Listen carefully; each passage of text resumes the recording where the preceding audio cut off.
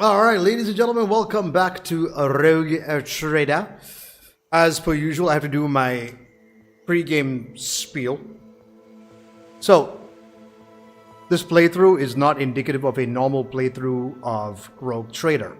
I have several mods running.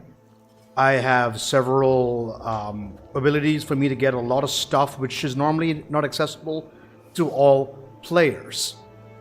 Be very careful about, be mindful of that my game is not equal to yours. It will not be. I have given myself a ton of points into various different skills. So I am very, very good with those skills, and I will always succeed with those skills to the best of my ability, more or less. And apart from that, what else? That's pretty much it, honestly. Just again, reminder: your playthrough will not look like mine. I am overpowered to hell in terms of some stats, but otherwise, this is just an opportunity for me to stretch my ability to be to voice act, and that's how I want to do this whole playthrough. There will be no peace in my wake. I will suddenly have skills I shouldn't be having. All these things will be there. I've This never is seen all. so many plants before. Not even in our arboretum. Oh, that flower there. I read about it in one of the works by Janitor Canassian. I never thought such a riot of life could exist anywhere. Why does the Undying One not allow such things in the void, where we dwell?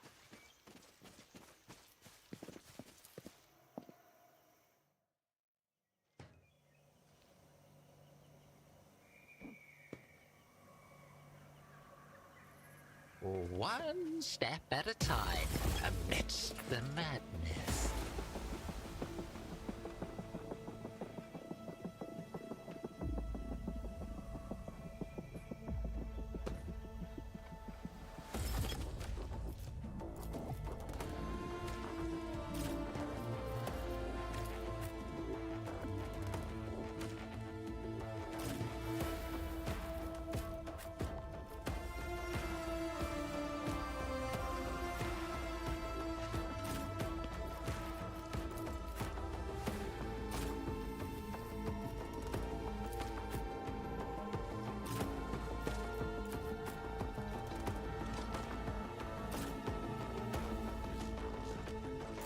Let's get to it. Out of my way.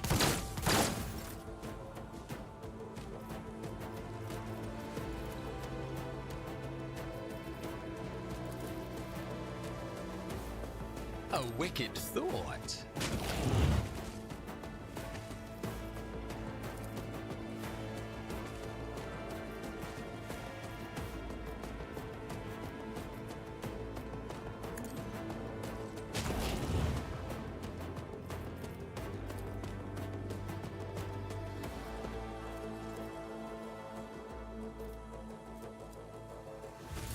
Hold on. Time to slaughter some. Let's get to it.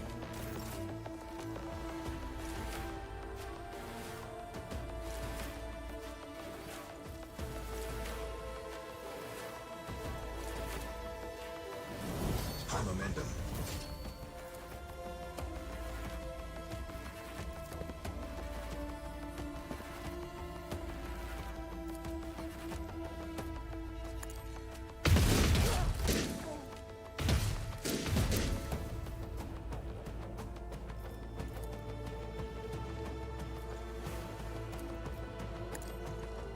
Eradicated.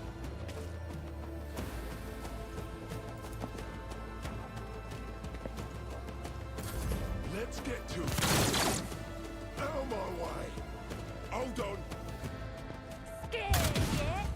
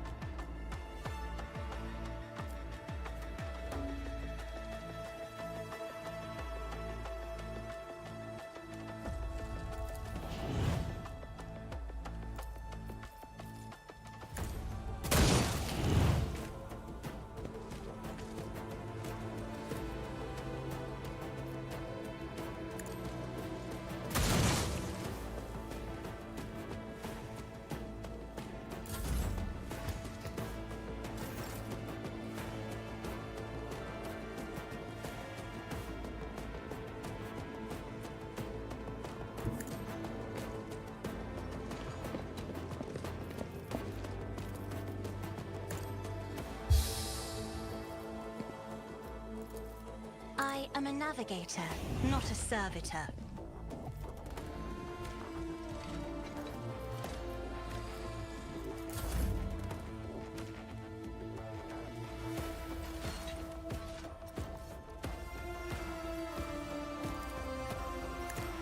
One foe or 100, I will kill them all. Killing brings me no pleasure.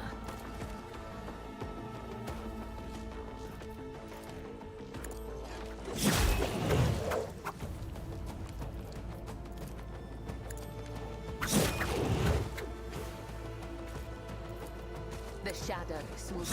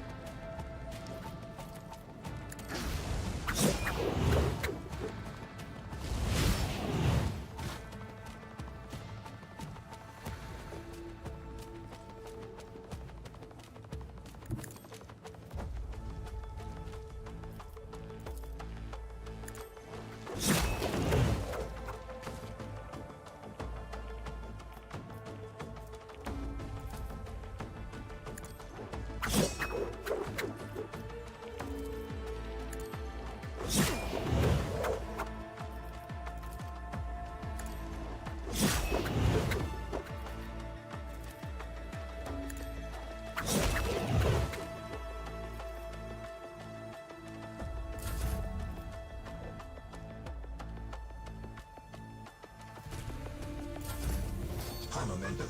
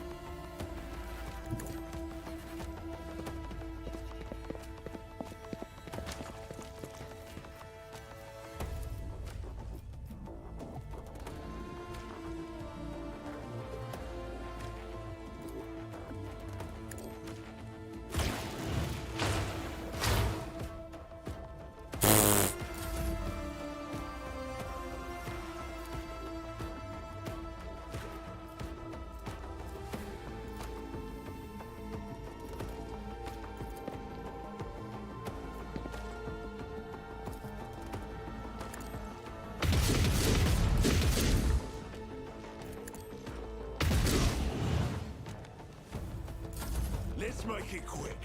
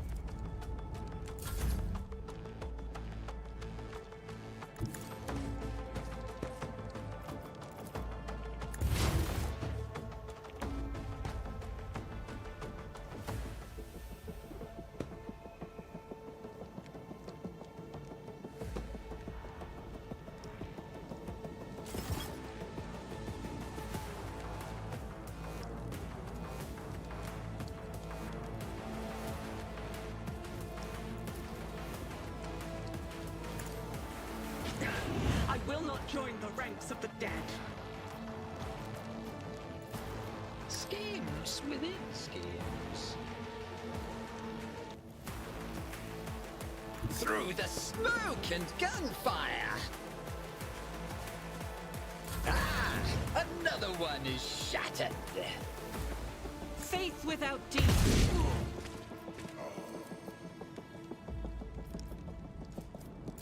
Here we go.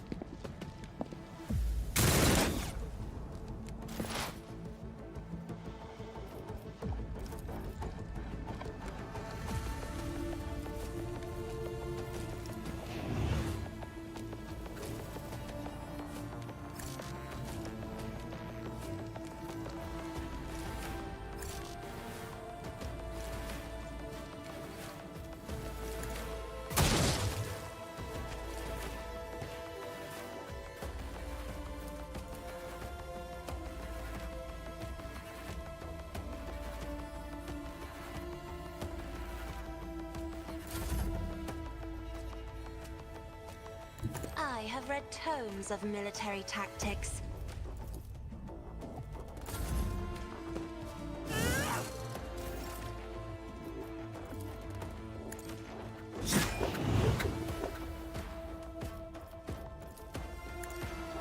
Death is a blessing.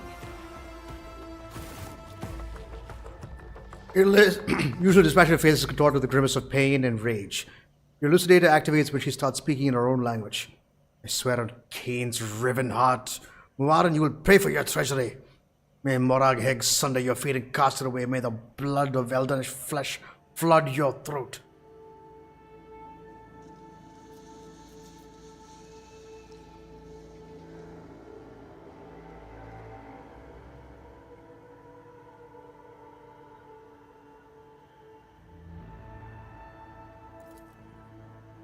Illa closes her eyes, sucks at her breath, and through her teeth and quickly murmurs something.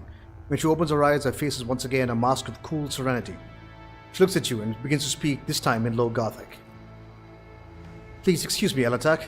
Allow the turmoil of my soul to win out over my reason. A slip of that could cost me more than you can even imagine. My very soul. I must be more careful, even in the face of treachery. Who is Muaran? What treachery are you talking about? Muaran is the one responsible for the rebellions against the ruler of Janus. Allow me to tell you everything from the beginning. We call ourselves the children of Isurian. Eldari is another name of ours. We are the echoes of the great empire that once ruled the galaxy and created new worlds. The planet that you call Janus is one such maiden world, the Lilithan, a haven that our ancestors made for their kin. For many millennia, only shadows of our predecessors lived among the ruins until you humans came here. We are the heirs, and we are entirely within our rights to call the maiden world our own. However, our arrival is a tragedy, not a homecoming. Sorrow seeps into Irlet's voice. We belonged to Craftworld Kudarak, which fell on the border of the Star region. Only providence of the merciful gods allow us to escape the fate that befell those whose souls perished amidst the stardust along with our abode. Destroying Eldari Craftworld is a serious achievement. I'll shake the hand of whoever did it. After the calamity, the Lilithan offered my kin a sanctuary, a place of respite in the ruins of our ancestors, under the canopy of forest created by the wisdom of our world singers, living alongside your kind to reap the fruits of our labor with such vulgarity. Why did your own kind attack you? I know the answer to that question. Irla lowers her head. Many cycles have passed since I departed these forests, and my kin, they cannot have forgotten me, can they? You came to Janus along with the rest of the Eldari? No, my path brought me here. Lilithan, later. Irlet hesitates. By another route. It was Muaran who welcomed me here. He was one of the surviving Farseers of Trudarak. He was with a handful of Asuriani who escaped the death and found the path here. The destroyed cradle of our kind. They were outraged when they saw how the monkey had ravaged our flourishing garden. How are your kin connected to the uprising on the planet? The Suriani do not enter battles they cannot win. However, it is our power to direct currents so that the elements themselves wash obstacles and enemies from our path. And so it was the case. Muaran the Farseer from Kudarak saw a future without the monkey, and we followed his lead. You simply use the monkey's passions against them. Their love of freedom and anarchy, their love for domination and violence. Stoking enmity between the servants and the rulers is easier when your targets are governed by emotion rather than reason. McKin became military advisors to the monkey who rose up against the ruler of this world. I had a different mission, to become Vistenza's handler. Since the rebels would be unable to get to her until both sides were sufficiently weakened, the ruler of the humans had never seen a child of Surian before, so she accepted the lie about being a degenerate branch of the monkey dwelling far from their own kind. Why are you telling me all of this? What brought this candor? Elatach, your arrival has thrown my paths into disarray, and lifted the veil on the truth that has been hidden from me. While I was shadowing the humans' ruler, I failed to see the signs, and there was another threat looming over Lilithan besides the monkey's deeds. The threat should be familiar to you, as it is to what other intelligent species in the galaxy. We call it Silantresh, she who thirsts, goddess of chaos. Silantresh and she who thirsts are the names Eldari give to the chaos god Slanesh, their ultimate enemy. Slanesh is a god of passion, excess, and forbidden pleasures, and is known for his fickle and treacherous nature. Disfigurements, it seems you call these mutations, are the surest sign of this threat. By mutilating living forms, this malevolent power subjugates them and bends them to its will. You have seen the deformities in the faces of those who are closer to Lilithan's body than the others, the rebels who hide in the canopy of these forests. The Monkey are weak in spirit, and they are susceptible to the propositions of she who thirsts, and in their drive to attain her poisoned gifts, they perform perverse rituals in her name, rituals that require sacrifices, like the monkey who were brought to the palace and never seen again. The Lilithan's world spirit senses a threat, and resists as much as it's able. Living things that inhabit this world are becoming its weapons, weapons turned against the monkey. Poisonous plants, rabid beasts, these are all like the blade in Lilithan's hand as she fights the coming of Sailantresh. Signs that have been revealed to me, they all indicate the presence of corruption on this world. Tendrils of corruption may be threading through the world spirit, poisoning it as we speak. But for the corruption to take hold of the planet so quickly, it requires effort.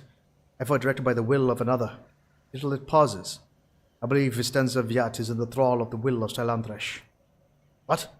Vistenza Vyat? The governor who had duly served the dynasty and the Imperium for decades? You know, I hope you'll not stand for such scurrilous slander aimed at one of your finest servants. As lamentable as it may be, the Imperium's history knows many cases where even the most steadfast followers of the creed would turn away from his light. Governor Vyat had to tap into many founts of knowledge to turn Janus into a prosperous agri-world. Perhaps one of those founts became her undoing.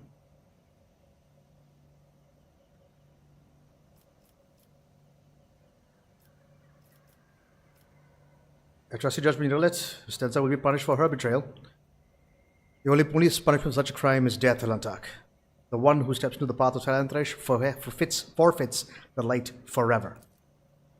Sailantresh is deceitful and cunning. She subtly penetrates the soul, offering false perfection, luring victims into a web with promises of a wicked ideal. The ruler of the monkey perhaps does not even know that her soul has been corrupted. Why would a handful of Xenos go to war against the whole planet? You can't kill everyone. You struggle to understand the children of Asurian, and I do not blame you for that. We are too different. Lilith says nothing for a few moments, choosing her words. Monkey walked blindly into the future. We choose the path as guided by our Farseers. Kururak was the birthplace of the powerful watchers of things to come. Our leaders were selected from among the ranks, and their world was set in stone, unshakable like the universe itself. Muaran, our leader here, is one of that group. The children of Asurian are subject to his will, and he is subject to the will of his visions. Muaran saw the Lilithan in a vision, suffering and crying out to be cleansed, and we did everything we could to rid the maiden world of the monkey. Our lives, our desires, all that is dust compared to the light of the path of Muaran has chosen for us. At least, that's what my kin believe. I used to believe it too. Until recently. If you want to meet with the leaders of the uprising, we better keep moving. The web serves.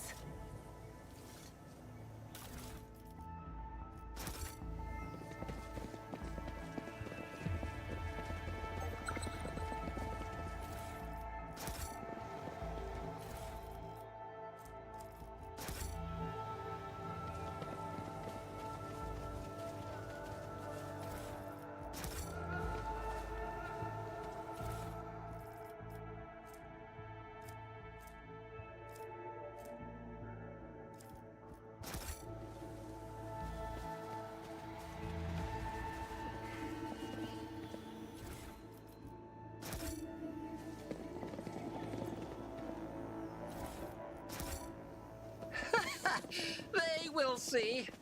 Oh, yes, indeed. They all will see.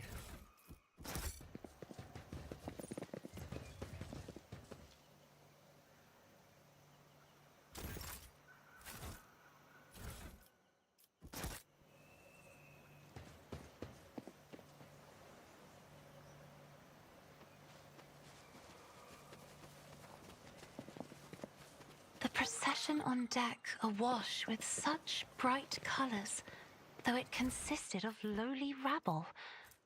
The contrast seems unusual and even beautiful. Will my paints be able to convey it? The monkey that came to thank the Elantak for showing concern for their bodies were sincere. But a slave caressing their master's hand for a morsel of food is not something I would deem beautiful.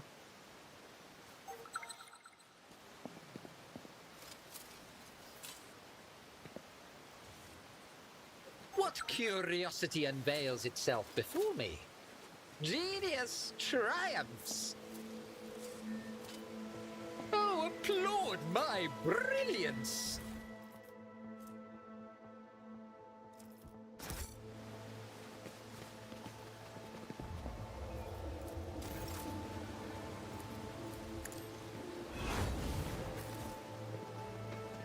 In this tapestry of a world, I am the rogue thread.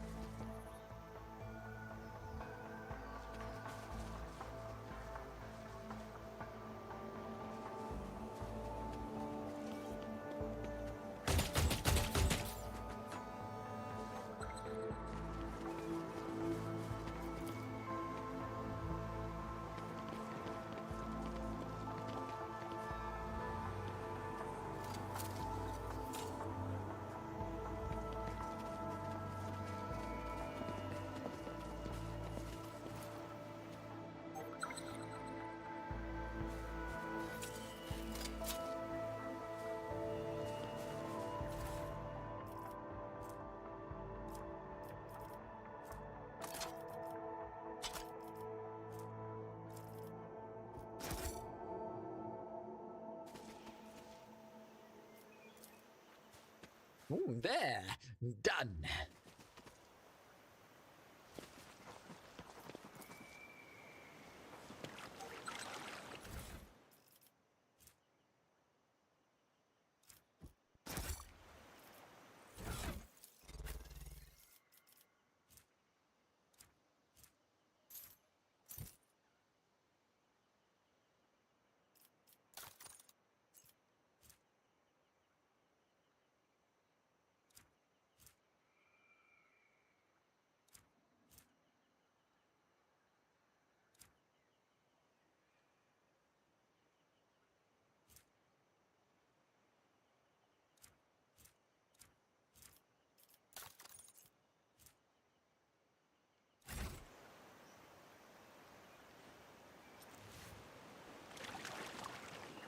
Patience!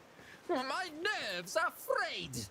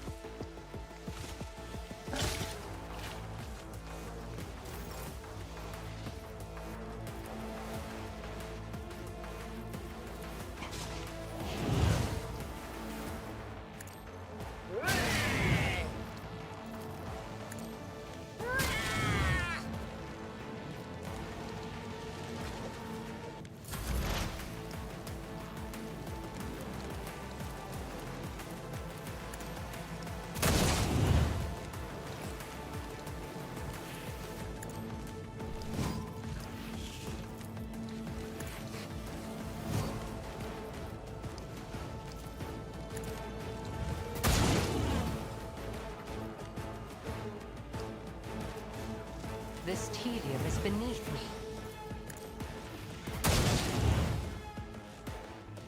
State your intention.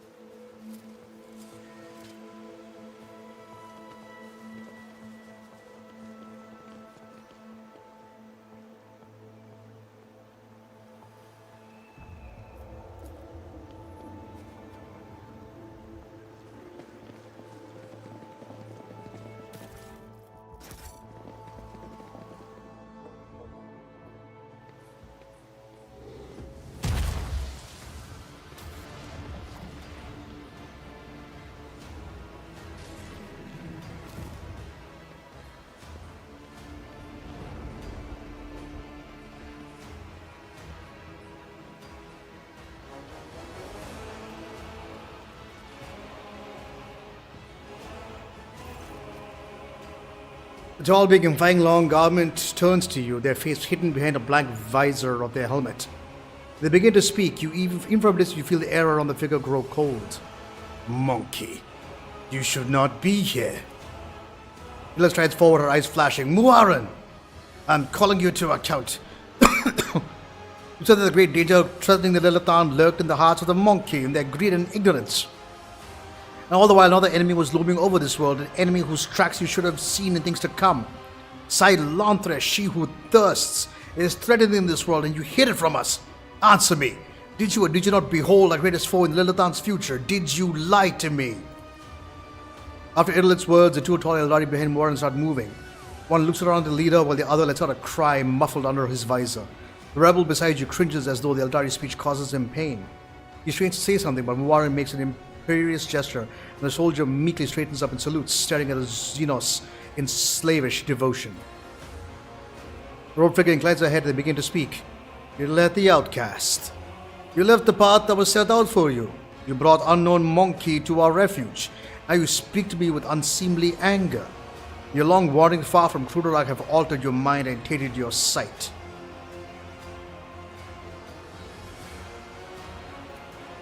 My wanderings are the path that I have chosen for myself, far from the walls of Kruderak. I have seen and come to know things that no other Eldari could have hidden away in a craft world in their entire life. Why do you deny my words about Silanthresh? Is it because you were lying to me and my kin when you showed us the true path? This Elantar was the first person to discover the coming of Silanthresh, one of whom the monkey called Chaos Gods. Without him, I'll still be deceived by your words about destiny and the true future. Monkey revealing paths? It's ludicrous. Monkey bring pain and strife in our time and for all time. How can you trust a monkey after what we taught you? After hearing the sorrowful song of our dying world? Warren turns his head to you. It was not chance that brought Kruderak down, monkey. Kruderak down. Monkey destroyed our ancient home, stripped us of our defenses, doomed us to wander amid the cold stars. The colors of the Xenos are painful to behold, but there is just as much pain in their hearts. Could it be fear? Despair? I cannot tell. The hues are too strange and too... Cassia flinches and a trickle of blood runs down her cheek.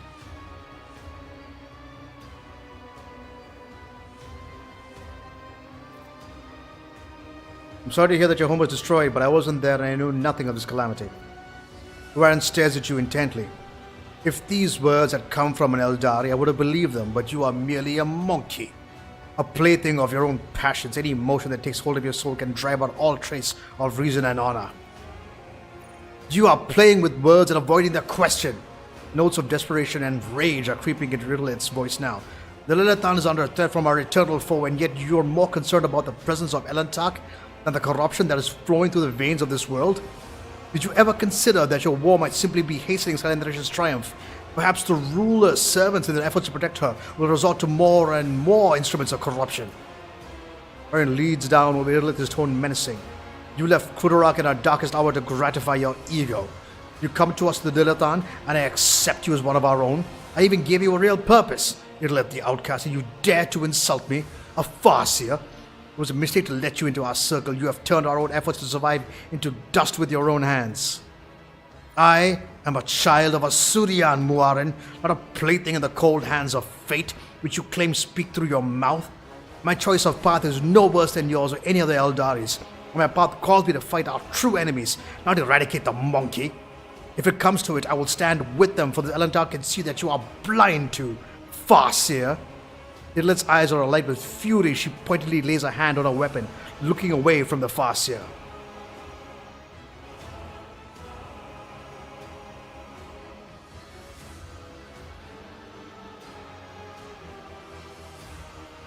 Let's cool our tempers, try to speak calmly about this. You let the outcast be beholden to her emotions as you monkey are. Isn't that why she abandoned her true path after years of wandering? Her Asuriani blood has run dry and become more like yours. Speak then, if you have something to say.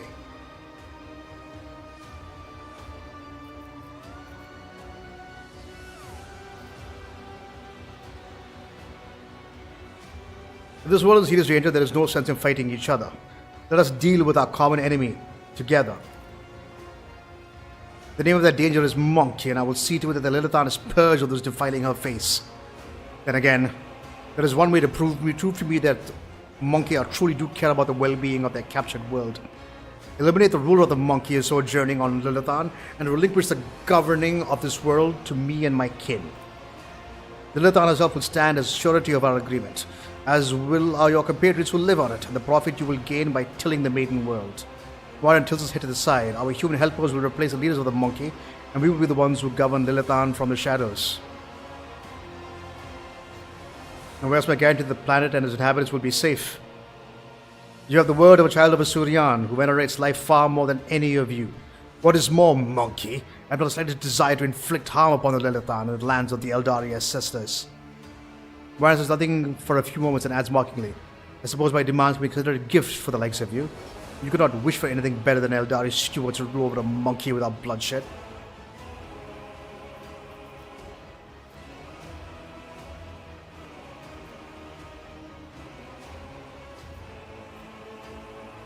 We shall do things another way. I shall grant my protection to this form of alliance between Xenos and representatives of humanity. Together, we shall destroy Vistenza and her associates, and then humans and Eldari will flourish on Janus under my patronage. Warren stares for several seconds, and at last he says, an alliance? That is how you interpreted what I said? Then again, if you prefer that word, let us call it an alliance. We will protect the Lilithan, but we will do it without violence. We will work with the interests of our race and our world through trusted Monkey while we remain in the shadows of the forests. This will be safer for everyone. If the Lilithan remains in our charge, I am willing to come to an agreement. We will not lose another kinsman while we will be able to tend to this world, which has suffered so many years under humanity's yoke. As regards the ruling Monkey, Pyro makes a strange gesture and the Eldari behind him take off running into the forest. We will help you. Rebel nods satisfaction. That's good, that's good. Our commanders say we should stay in charge. They'll know what to do. They'll know what's best for what pleases the God Emperor. He speaks the last words in a barely audible whisper, wincing as if in pain from a splitting headache. Idlet gives you a long, studying look. Wait, Elantak, before you leave this forest forever, take me with you, to the distant suns. The tale of the children of Surian on the Lilithan is coming to an end, but somewhere out there among the cold stars of the cosmos that your kind calls the expanse, there are others, deprived of home, lost, suffering. Idlet shuts her eyes and grief twists her finely sculpted features. We can help one another, Elantak. You will be my wings, and I will be your wounding spear, and your voice of reason should you encounter my kin. If that is still not enough, Idlet thinks for a moment and continues carefully. I promise you a wondrous reward, Elantak. The treasures of my world hidden in the vastness of space in exchange for the rescue of my kin. If you remain true to your word and do not go back on our covenant.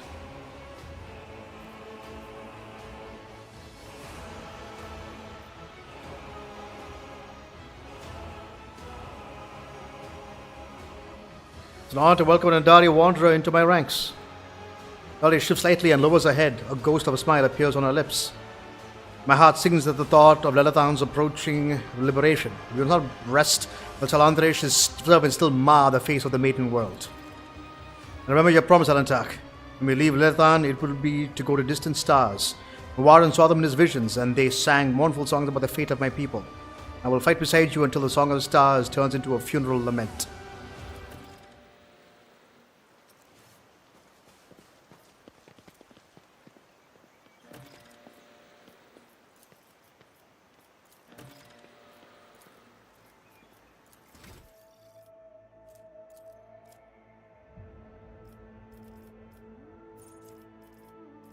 I got extremis the water level 34.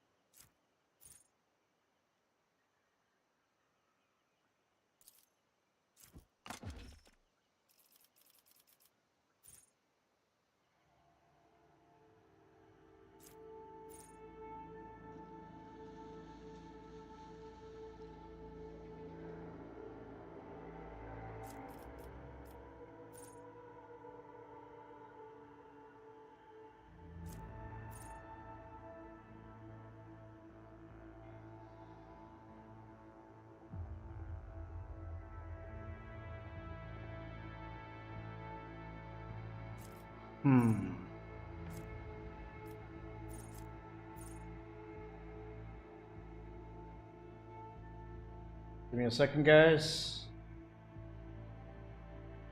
I've written this build down somewhere. I need to find it.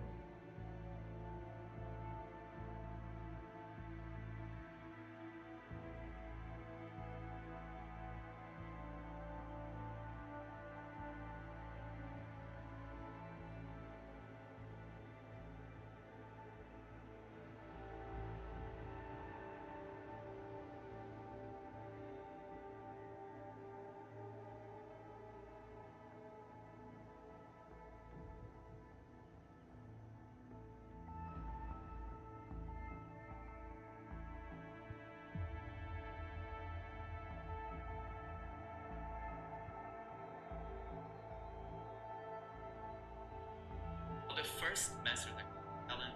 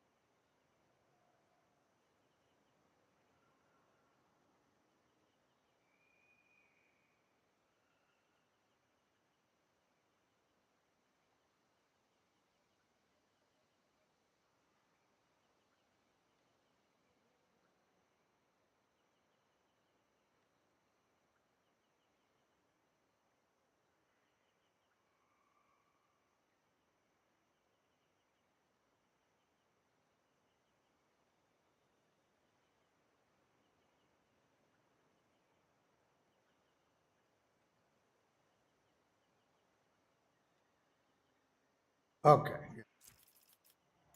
There we go. That's what I wanted.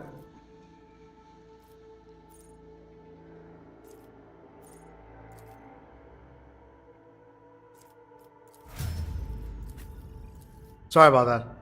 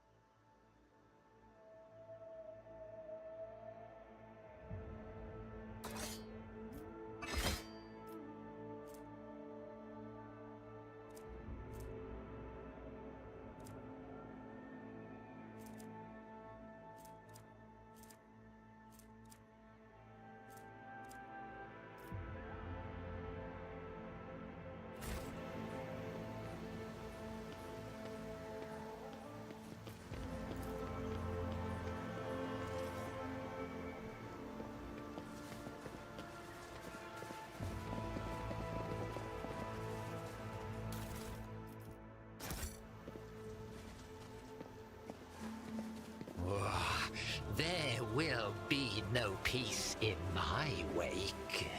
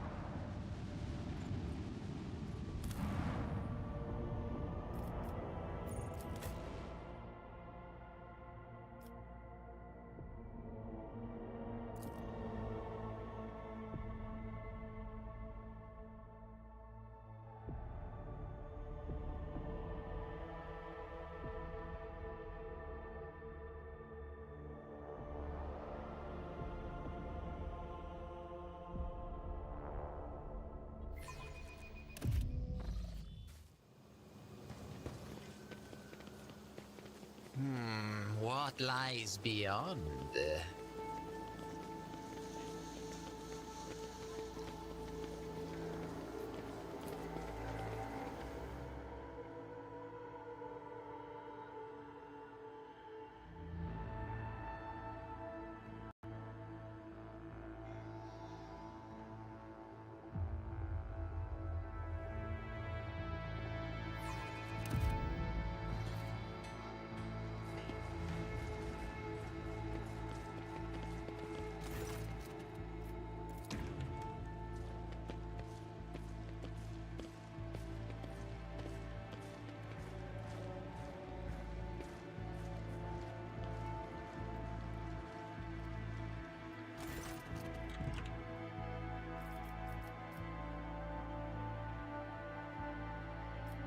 I found the rebel's nest, Vistenza.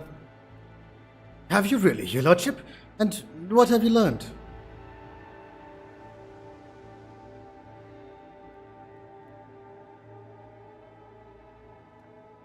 Everything, Vistenza. I know everything. Now you have one chance to beg for mercy. Your lordship, but I have no idea what you're talking about. You have woven your web of deceit in vain. You can no longer hide behind the veil of ignorance. Nero has seen the evidence of your deeds, heard the cries of tormented Lilithan, walked amidst the decay of what you brought to the maiden world. Enough of your lies, chaos wretch! Irlet! Vistenza exclaimed breathlessly. How dare you! You filthy vermin! Have you flayed for that outburst? Your lordship, what is going on? The colors are darting to and fro like subtle shadows. The colors know, they know that the veil stands between the soul and the truth. The veil falls and it will turn red and purple. Even now, I can already see the muted purple seeping through. I've already heard enough, Vistenza, but if you wish me to repeat myself, we know that your loyalties lie with ruinous powers. Then clenches her teeth so hard you can hear a crack. I, daughter of House Viat, governor of Janus, and the citizen of the Imperium, serve no one other than the Emperor and the Von Valencia dynasty. And what are you accusing me of is merely a tool at my disposal, a tool that I have the power and courage to use. You think ordinary methods would have been enough to tame this demented planet? No! My family struggled for decades to subdue Janus once and for all, and it was all in vain. But loyal servants of the families who have resided on Janus for centuries helped me unlock a new source of power, ancient knowledge, secretly passed down from generation to generation, accessible to a select few, and which grants power over nature itself. How could I reject it? How could I undo all the work of my predecessors who were entrusted with Janus, who faithfully served the Von Valencia dynasty, and who, with a madman's obsersiveness, hewed this rock into a stunning diamond? 2 days spent among the initiated was enough for me to start hearing voices of angels in my ears, angels who gifted me the keys to conquering this world. And before you offend my ears on the accusations or moral admonitions, remember who has dutifully served the dynasty all these years. Remember who has devoted her life to turning Janus into a primary source of wealth in your protectorate. Remember to whom your predecessor entrusted one of her most valuable worlds without fear of treachery or conspiracy. Without me, without my service, my sacrifice, Janus would be nothing. An explanation unworthy of the world's governor. A thin line appears between Cassia's furrowed eyebrows. You expect to be rewarded for faithful service and boast about a sacrifice you should never have made. The world has turned its back on you, Vistenza, and now so has the God Emperor. What more proof do you need, Elantak? The monkey has convinced to our handiwork.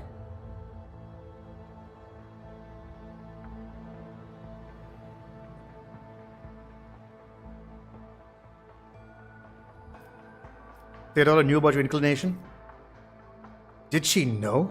She owned this planet for many decades. She probably did pick up the local gentry's quirks, but she didn't ask me outright, as you are doing now. No. Predecessor was much more interested in supplies and tithes, which I provided without fail. You're not saving James or improving it, Vistenza. You're destroying this world with your own hands. The eyes narrow. Forgive me for what I'm about to say, your lordship, but you're lying. I am not blind. I can see how Janus is changing, how it's becoming tamer, more submissive to the will of humanity.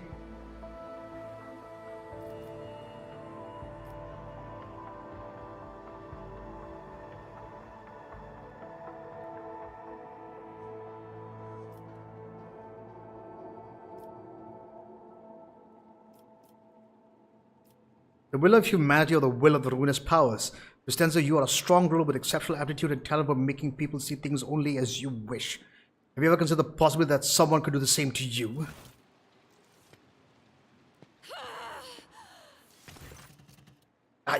Vistenza falls silent and cries out suddenly, falling to her knees. You see a blood stain seeping along her back. The companion behind Vistenza brandishes a curved blade. Traitor! The prince saw your treachery. You can die along with a traitor, Vistenza.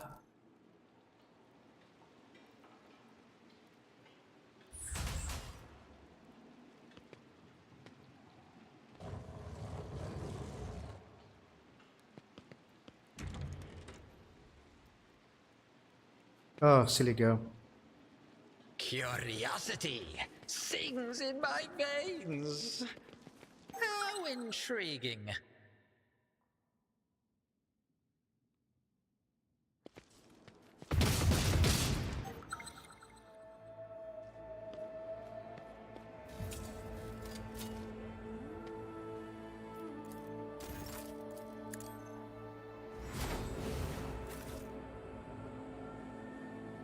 Alright, before we proceed into combat, I'm going to take a quick break for a smoke, and then we'll be right back. So, stick around.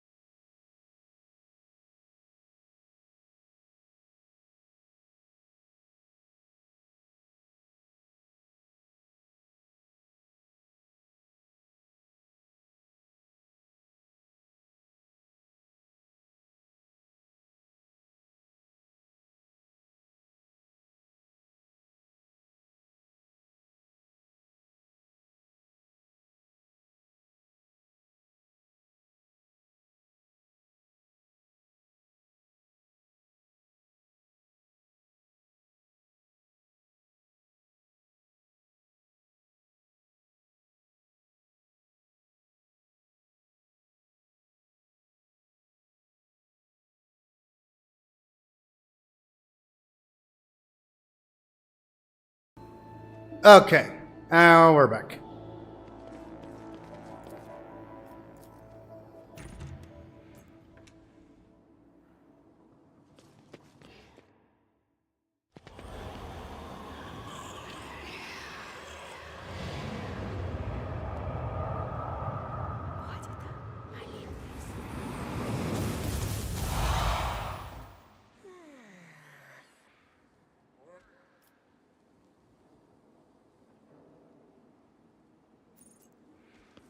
With fire and vigor, our Emperor, imbue us! Your Emperor won't save you!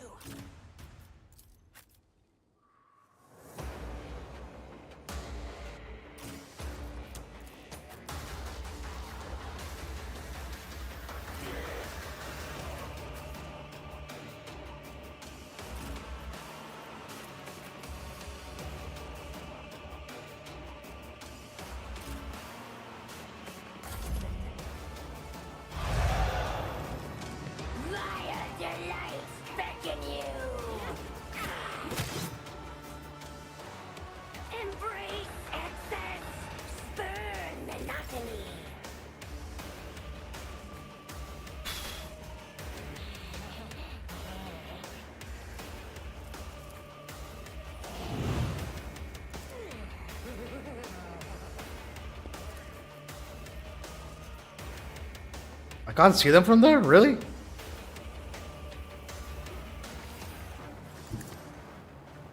That's fucked up. To the brink of agony! Sorry, Abelard. Fate claims another one. Death to non-believers! Okay, that'll work. I understand your intent.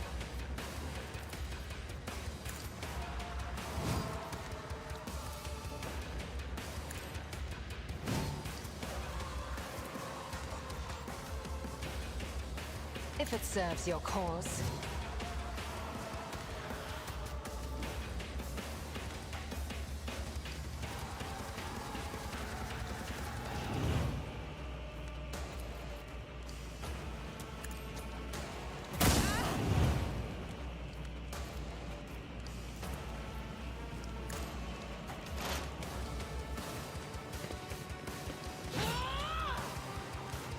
Weapon at the ready.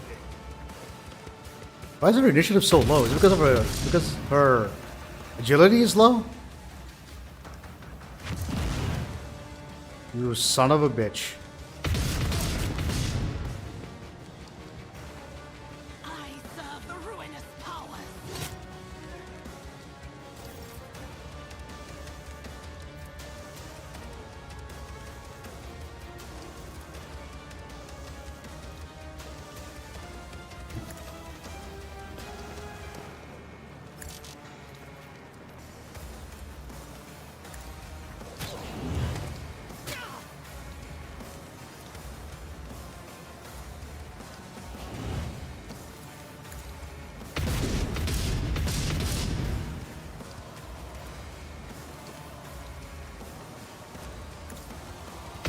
Can escape the Emperor's judgment.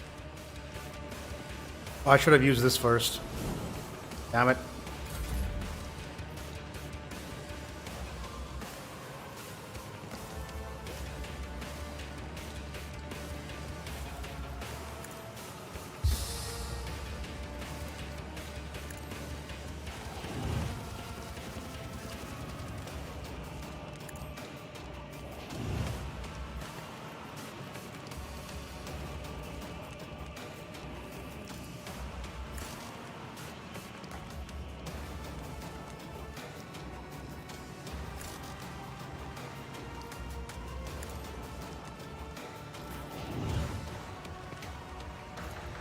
Doubt is for the...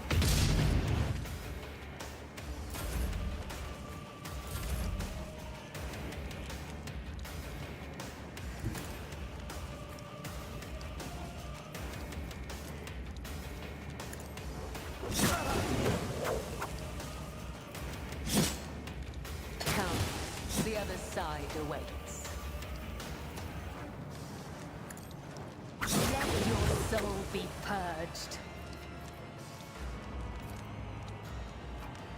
My blade whispers your name.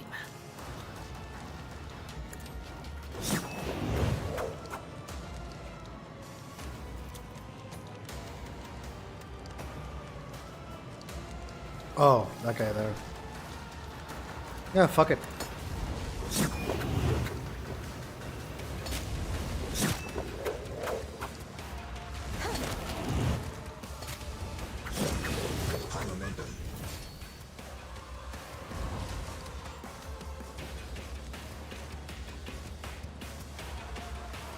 Can I make it to that guy? I think I can, right? Trust me. Oh yeah, usually make it to him.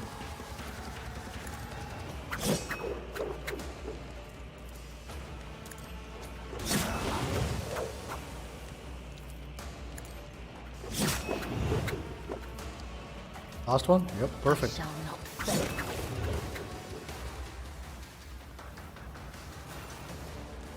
Lilith lowers her weapons, but her shoulders remain tense. She finally catches her breath. Shaking her hair out of her face with a fluid motion, she looks at you. You have done your duty, Elentak. From now on, the Lilithan has hope for the future. A future without Silantresh and her followers. This world has yet to be cleansed, but there is time for everything. Now's the time to thank you. Lilith bows her head slightly. I hope that's the last I'll hear about cultists and Janus. We're hoping in vain. The seeds of these spawn leave behind may sprout in 100 years. And other people and other deeds. I pray that I am wrong. I will most likely return to Janus in the future. I must keep an eye on my worlds.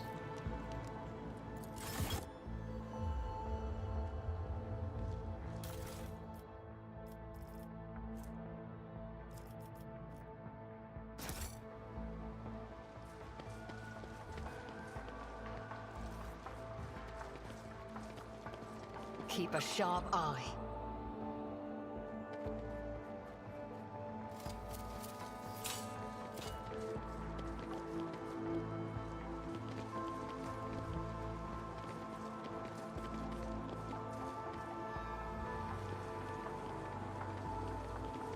In this tapestry of a world, I am the rogue thread.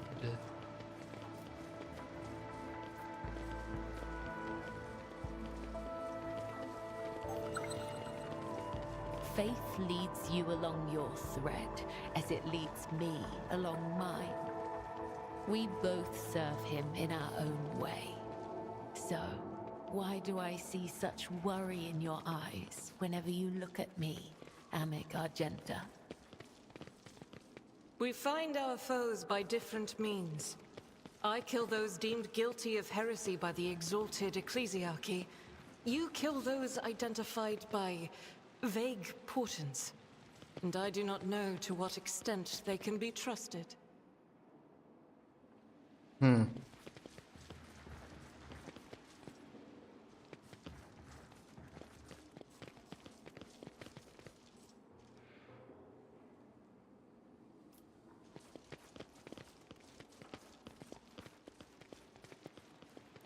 Patience? My nerves are frayed. They're shaking in terror, looking around at the devastation. Your Lordship, what happened? Where's Lady Viat? Secretary stares at Idlet in horror. Her face twists, but he cannot seem to get a single word out.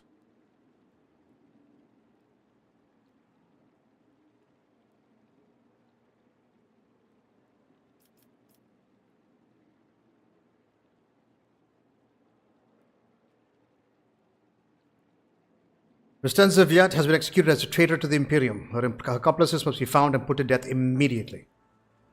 Oh no, heresy! Heresy of Janus! Secretary makes a protective gesture over himself. May the God Emperor watch over us. Whatever the governor did, I had no knowledge of it. We will root out those who colluded with her right away. The Secretary begins to speak, but thinks better of it, instead choosing to step aside and bow his head as you pass.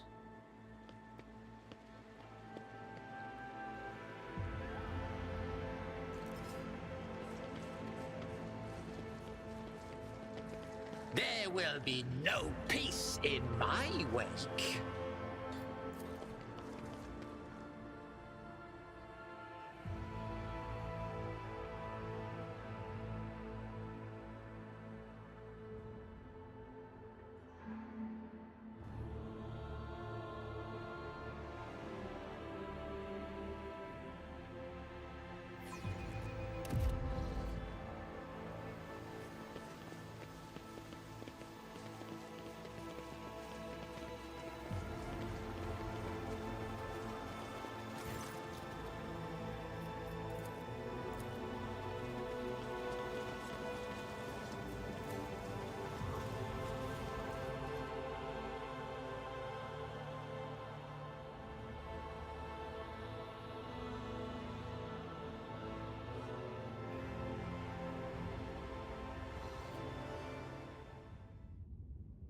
We now have control over granaries of Janus. The promise to help given to the Liege of Footfall, Madame Trakara, cannot be fulfilled if the rogue trader desire to do so.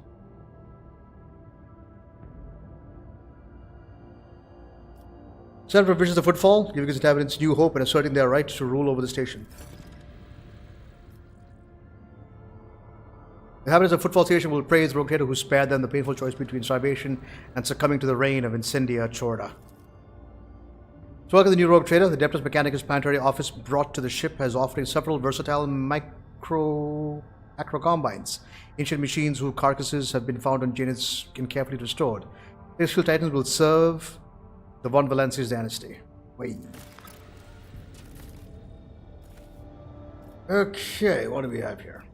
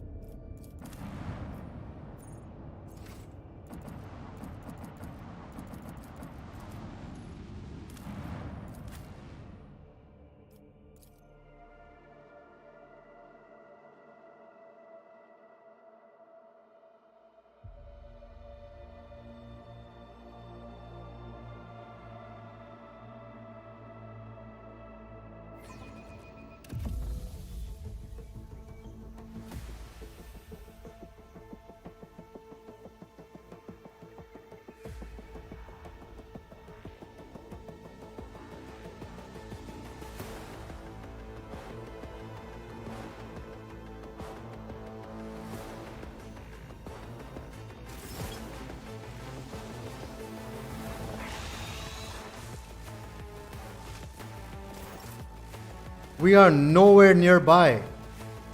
What the fuck is this?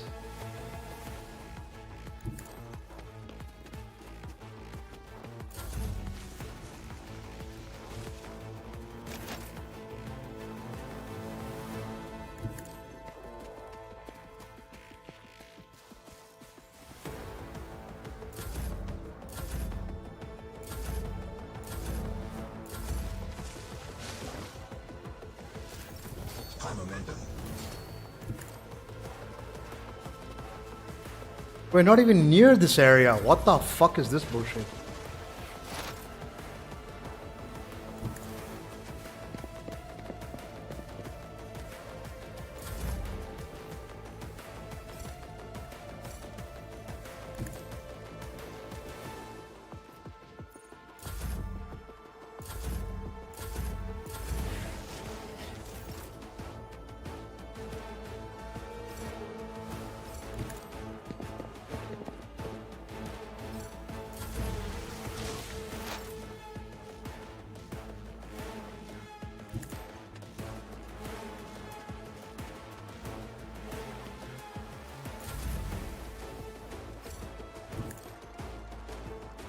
Dude, what the hell is this glitch, bro?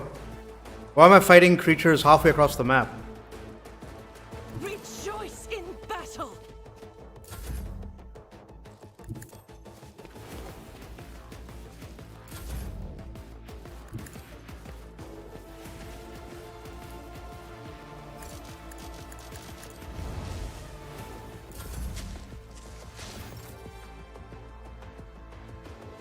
Shattered foes in my wake.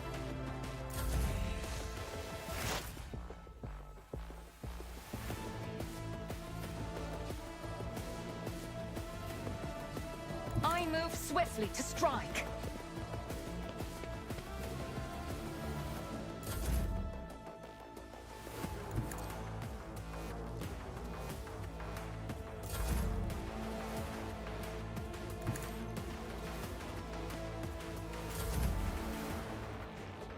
Battlefields are always drowned in scarlet.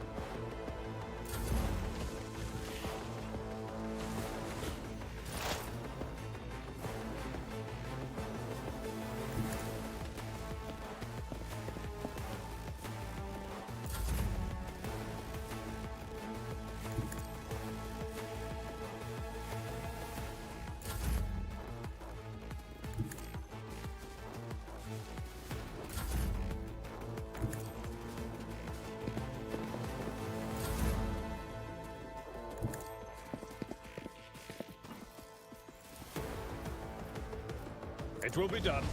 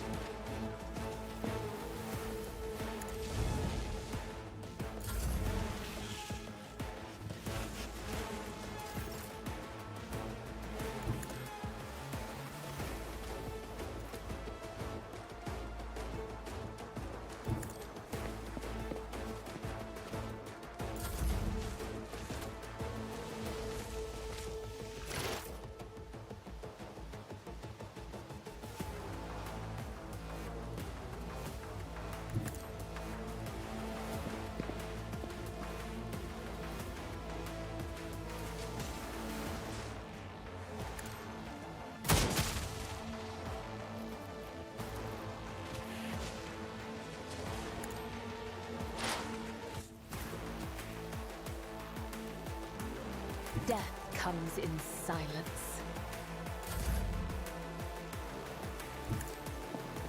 Bruh, this is fucking bullshit, dude.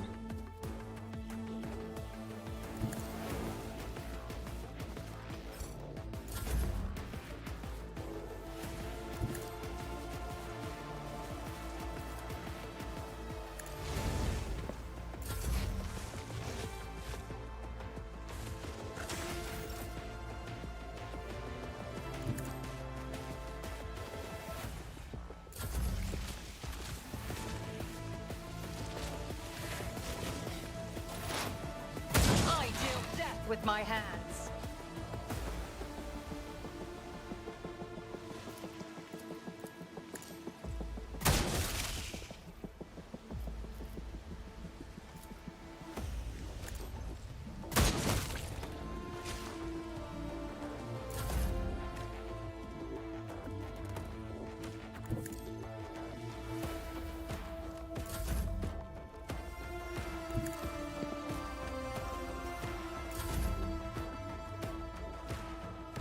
Step aside.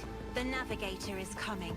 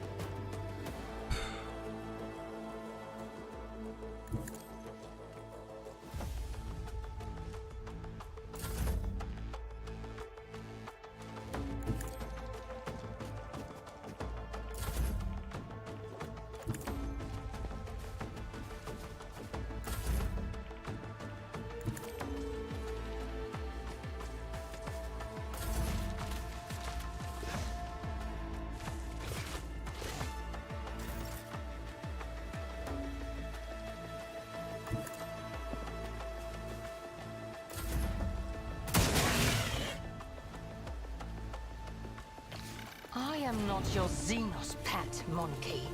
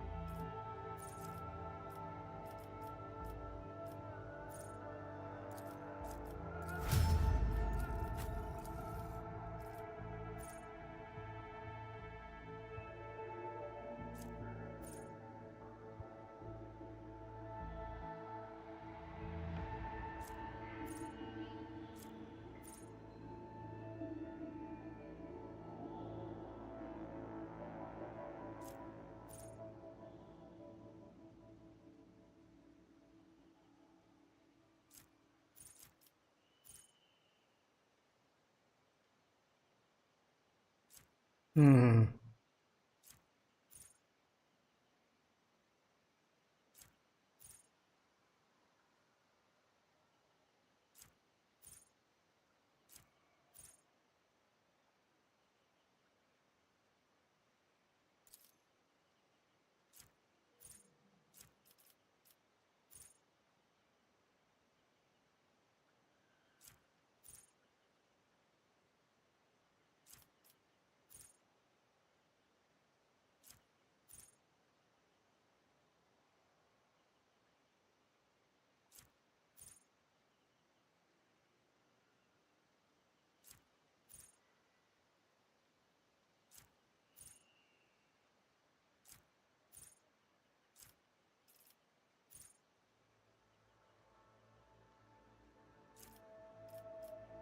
Which one was it?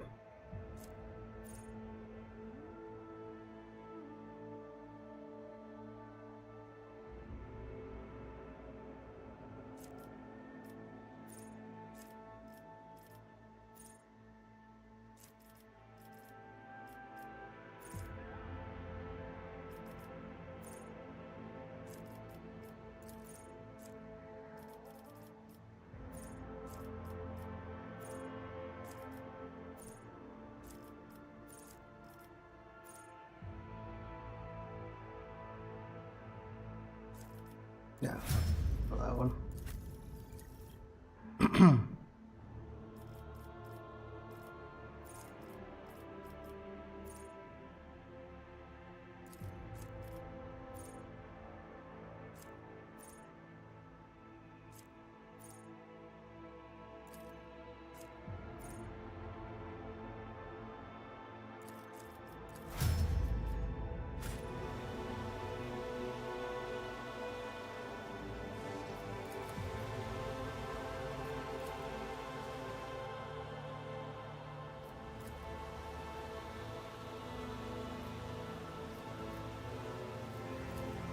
Genius triumphs. What lies? Do you not struggle to carry the burden of all your years?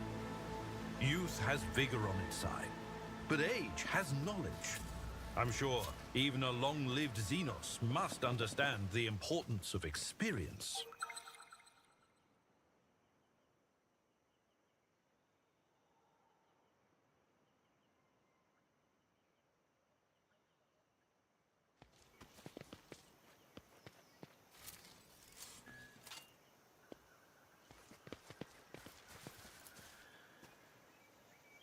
One step at a time amidst the madness.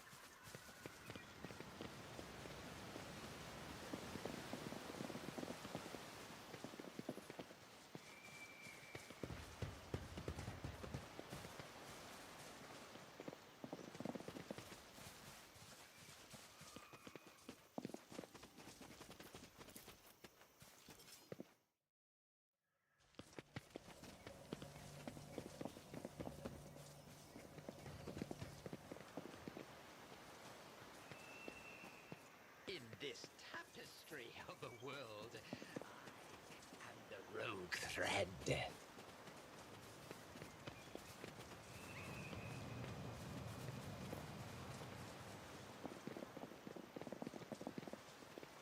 Oh, they're not here anymore?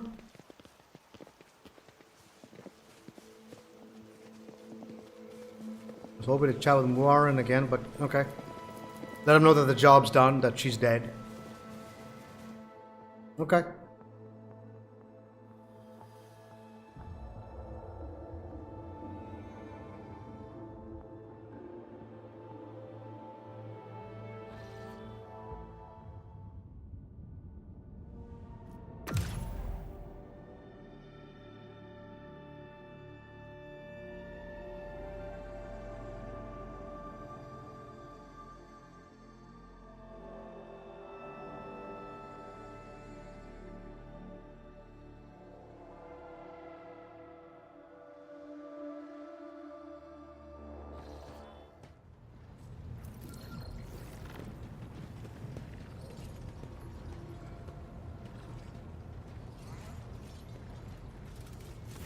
May the Exalted One protect you.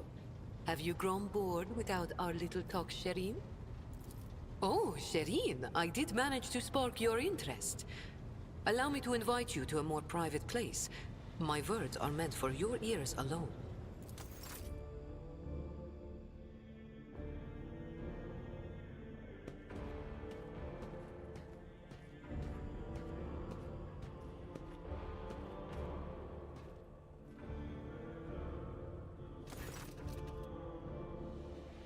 Okay.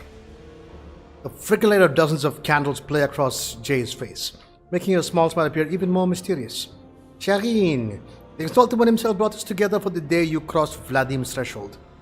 He has led us to the cargo, giving his blessing for its return. Do you know what people on my world say when such a thing happens? What's gained is to be shared with your neighbor. She points to the containers in front of her. One contains a Porsche Eldari rifle, a rare model. Others hold an ornate sword. I am sharing what I've gained with you. Please accept these humble gifts in honor of our wildly successful, though suddenly struck friendship.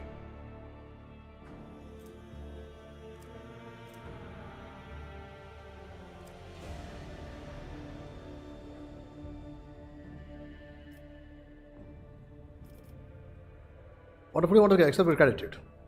I knew you'd appreciate the Xenos mastery for their craft. Jay beams at you, curling a lock of black hair around an augmented finger.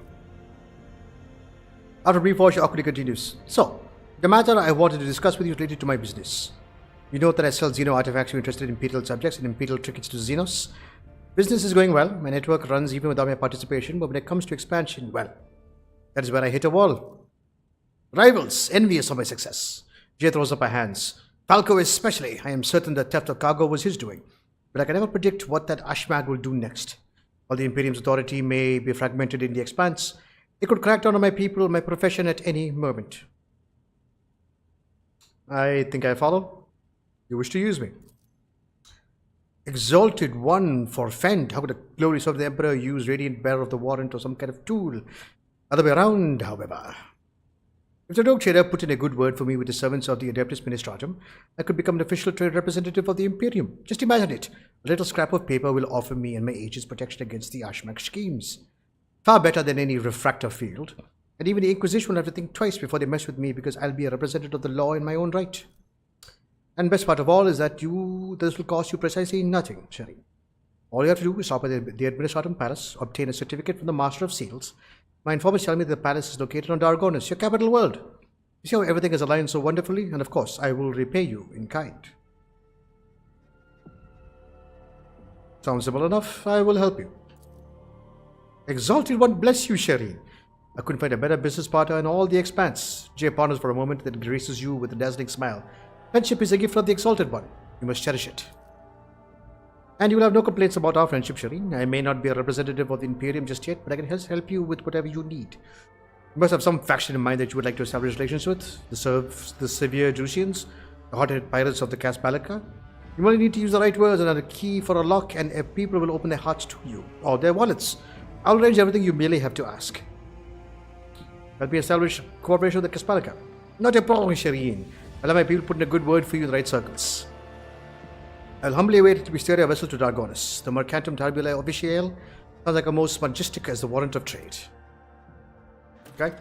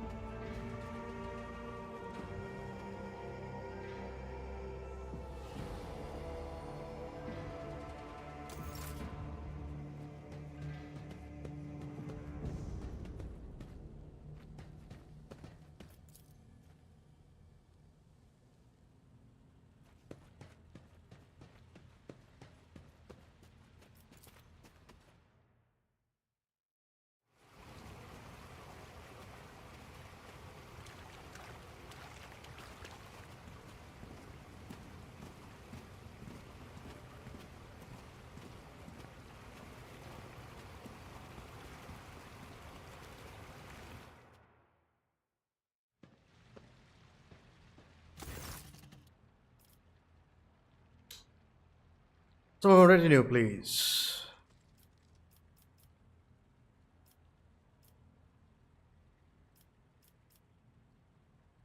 Jay. She knows how to have a good time. Charine, I hear you need of entertainment. Well, do not worry. I have a perfect solution. I will show you how to combine the joys of drinking and the rigors of intellectual recreation into one incredible pastime. We will play a game regicide. When I sell of pieces, we will use shots of Amasek. Rules are simple. When you capture an enemy's piece, you still have to take a shot. Ready? Let's play.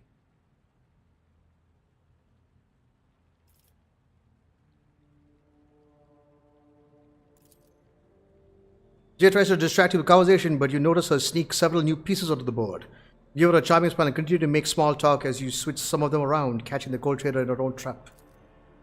Hold on, wait a minute. Is it your turn or mine? He reaches for a piece, knocks it over, spilling the Amasek all over the board. Tell you what, you can have this one, Shireen. If I have another drink, I think I'll fall into this bathtub, and you don't want a corpse in your pool, do you? Anyway, what was I talking about? Oh, right. I think I need to go get some air.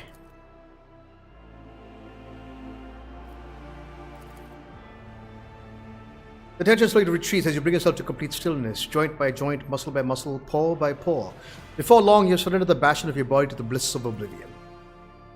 Troubles, worries, loss, such things don't belong in this newly established dominion of tranquility. There are only infinite waters of weightlessness, in which, stripped of all things superficial, the mind of Nero von Valentius drifts in silent bliss.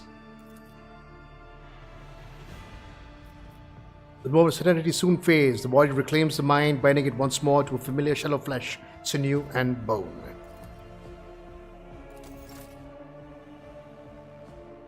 Lovely.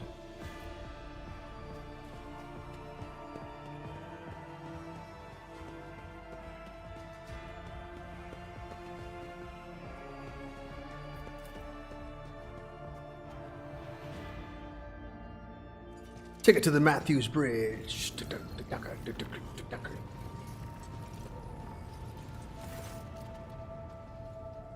Irlo stands up from her surroundings like a Junician jungle tree in a garden of manicured topiary.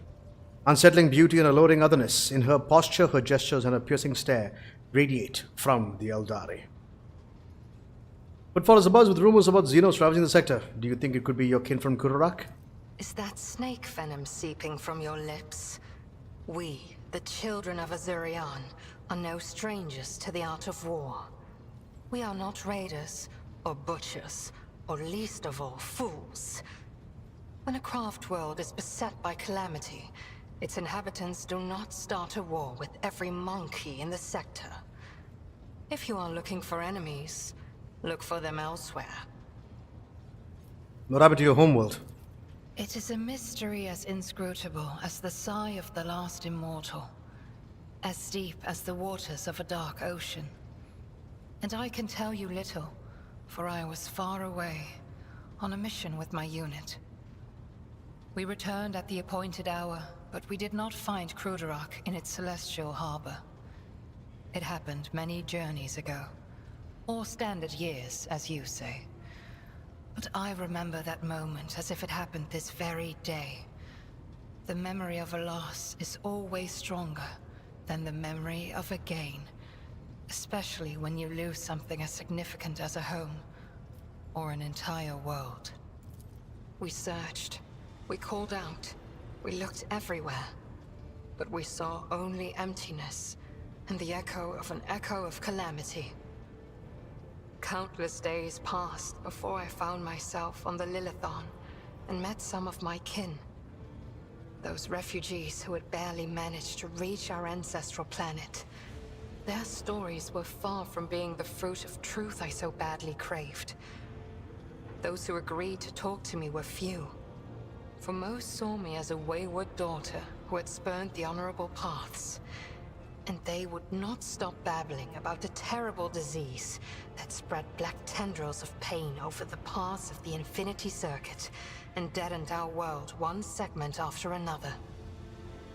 The ones who survived fled in fear and wandered between the stars, until the Lilithon's warm light reached out to some of them. Some, like Muaran, lay the blame entirely on Monkey. However, I do not know the truth, but I hope Oh, I desperately hope and pray to the gods that someday it will be revealed to me. What is the Infinity Circuit? Is idle curiosity a defining feature of the monkey? Or are you trying to learn about the weaknesses of my people so you can destroy another world of the children of Asurion? Forgive me, Elentark, but I am not ready to immerse you in the font of my people's deepest mysteries.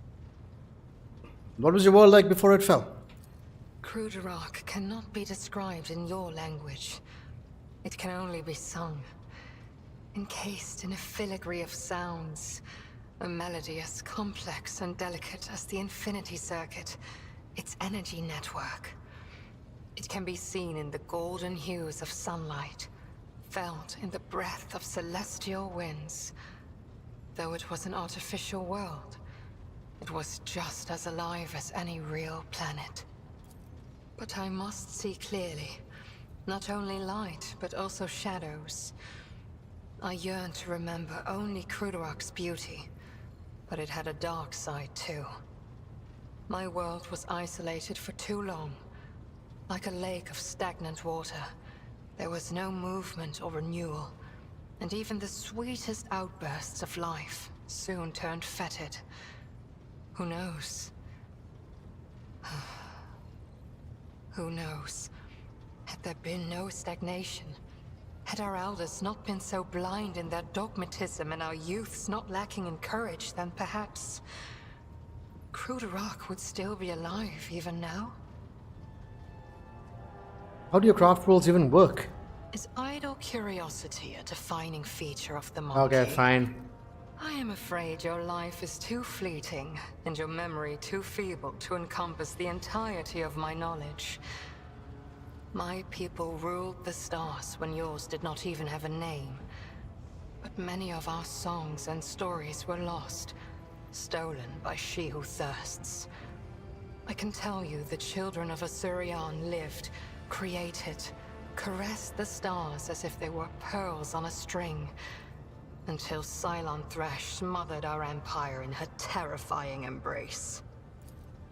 Different branches of the Eldari chose different paths to salvation. My ancestors chose an eternal journey through the starry void, living on craft worlds instead of real planets. We rescued countless wonders from the days before, but far from all. You saw this on the Lilithon. Not even we can always master the gates our ancient ones built. This is the story of the Azuriani. There are branches that chose a different path, gruesome and frightening. But I do not wish to tell you about them. That is our dark side, just as your kin have many dark sides of their own. You keep mentioning she who thirsts. What can you tell me about her? Why ask this question? Is it idle curiosity, or something else? Do not turn your thoughts towards Cylon Thresh, whatever your motive. She is downfall. She is hunger. She is the enemy of all that is good in the universe.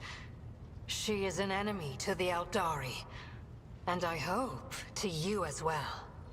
Chaos Guards are enemies of the Imperium, which means they are my enemies. You can be sure of that. We are as different as starlight and its reflection in a muddy puddle. But we share a common enemy. Constancy is our strength. Learn what I wanted to know. You have my gratitude. As you wish, Elentark. Allow me to ask you a few personal questions. What do you wish to talk about? Remember again, how did you come to be on Janus? The children of Asurion sought shelter on the Lilithon after the demise of our craft world, our Kruderok. I arrived later, looking for traces of my kin and hoping to learn the fate of my world. They witnessed the baneful ignorance of your breed and began to weave a web of their own intrigues in which I played the role of Vistenza Viat's aide. And then you appeared. Tell me about yourself. Who were you before we came to Janus? I followed my path. Do you know what a path is to the children of Asurion? It is more than a chosen, what do you call it? craft. The path is how each of us moves through the labyrinth of existence, inside and out, in life and in spirit. It is both a journey and a fortress. It protects us from she who thirsts. To stray from the path is to fall into her dark embrace. The first path I walked was the path of awakening. It granted me the ability not merely to look, but to see, and to take notice of what I saw. My second path could have been that of a warrior, but I chose differently. For the ability to see called me beyond the boundaries of my homeworld. Though not everyone was pleased by this decision, I stepped onto the path of the outcast. I gained the freedom to choose, to question, to doubt where the others merely bow before the wisdom of a farseer who dictates the will of destiny. And I will follow my path until I reach its pinnacle. What's it like for you being on my ship? It feels like I am in the belly of a bird with steel wings. Cold and unliving, but stubbornly blazing through the dark. It lacks life with its light and beauty, but although your vessel cannot even remotely be compared to a craft world, I feel strangely satisfied. We, the Asuriani, are born and dwell on craft worlds. To find myself on a moving world again, even one such as yours, is a source of much joy. Right, thank you for your answers. The words of truth sound like music. This is what our people say. Tell me about your kin and your homeworld. I refuse to discuss this with a monkey. We are but traveling companions who happen to be following the same road among the stars. Do not even try to get under my skin. It will not work. Am I still unworthy of discussing your world and your kin?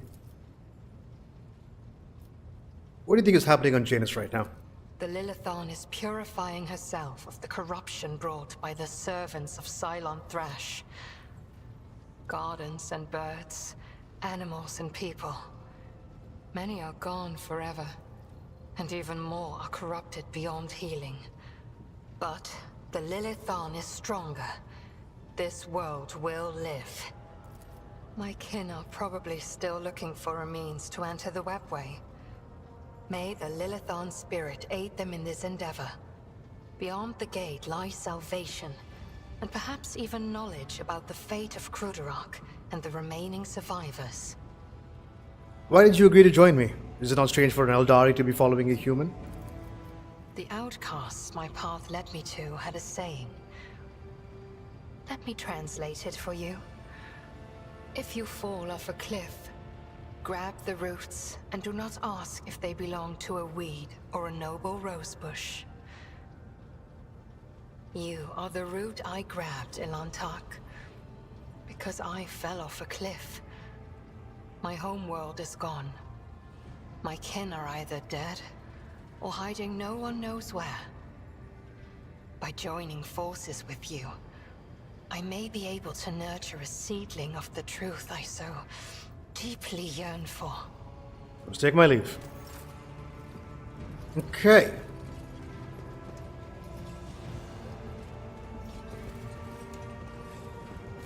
Domin.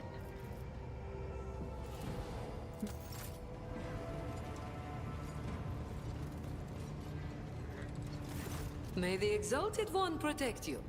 Have you grown bored without our little talk, Sherin? Oh.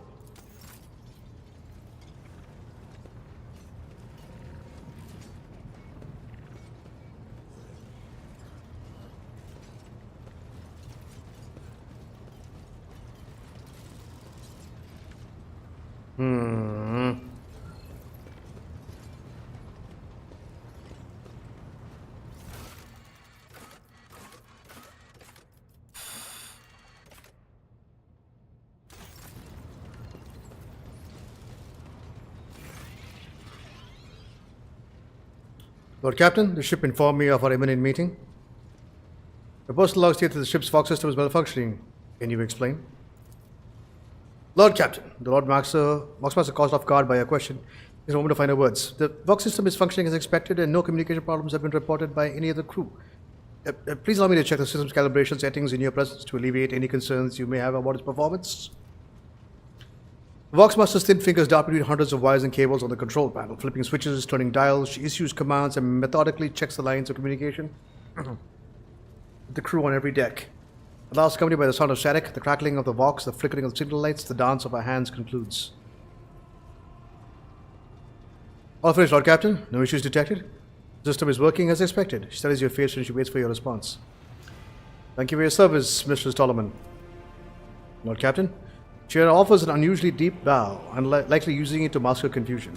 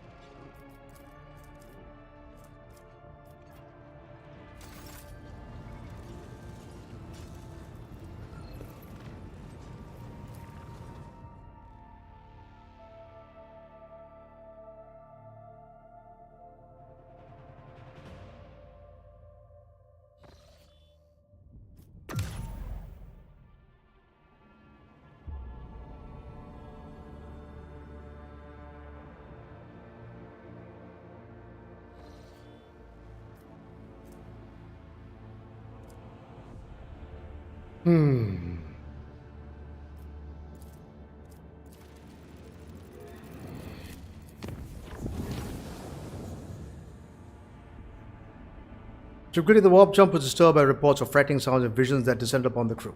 Hundreds of people reported knocking and screaming behind bulkheads of the entire vessel, the sound of nails scratching against the hull and elongated Eldari-like shadows thrashing about the long passageways. The phenomena were most prominent in the far corner of the officer's deck where the new Lord Captain's companion named Idalit had made her home. The ship left the hostile IMPERIUM and returned to real space.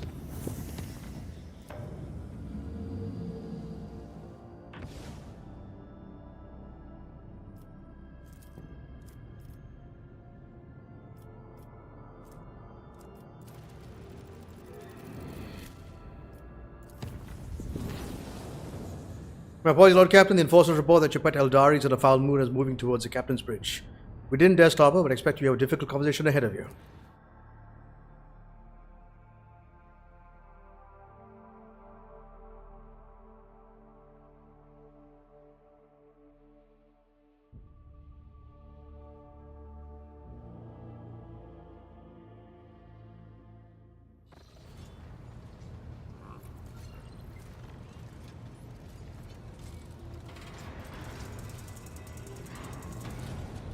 Please spare me a brief moment of your time, Elantak. Idalit quietly appears behind the throne, exhaustion and anger set upon her brow. Azurion knows that I do not care about the curious glances of Monkey. I grew inured to them back in the blossoming gardens of the Lilithon. They curse me from afar. They follow my every move. They ward themselves against me. Let them.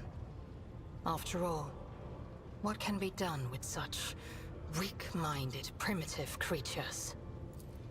And still, one monkey stunt has caused the cup of my patience to spill over. She dared to approach me, to speak to me, and touching my hand, she suggested that we withdraw somewhere private. She wanted Morag.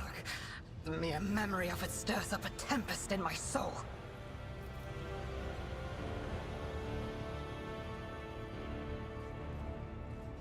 People have behaved contemptibly, and I apologize for it. I accept your words, Elantark. And still, try to imagine, Elantark, being lusted after by a wild beast. It is foul, disgusting, so vile that it makes your very soul shudder. Speak to my subjects. You will not be bothered again. Your words warm my soul. Very well. I will leave now. Do not forget your promise.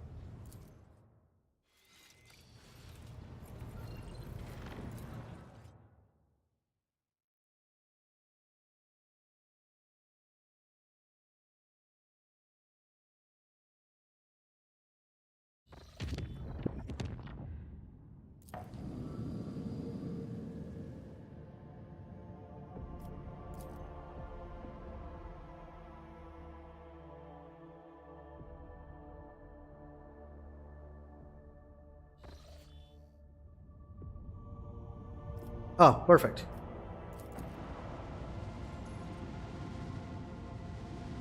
We gotta test this thing. Beside a ship traveling over a void station, the vessel bears identifying marks, but the landing craft swarming the station makes the below the situations clear. Pilots seize the Imperial outpost. The augurs detected the pirate ship is warming up its engines quickly, reloading its cannons, preparing for battle. Attack first.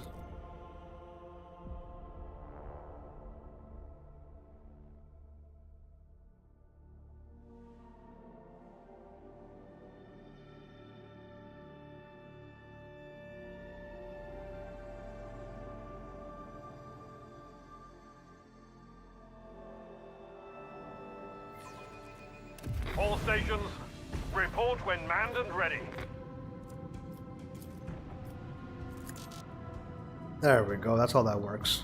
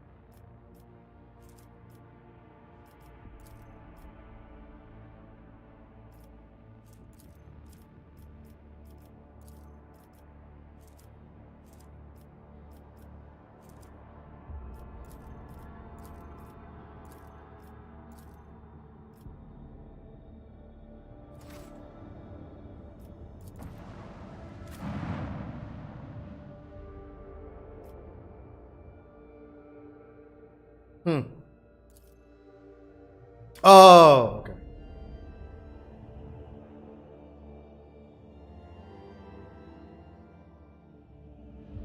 Wait, is this the same thing?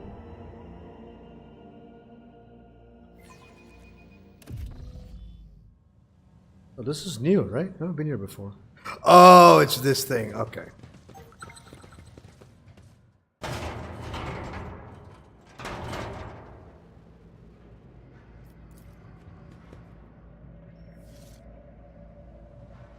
Patience! My nerves are frayed!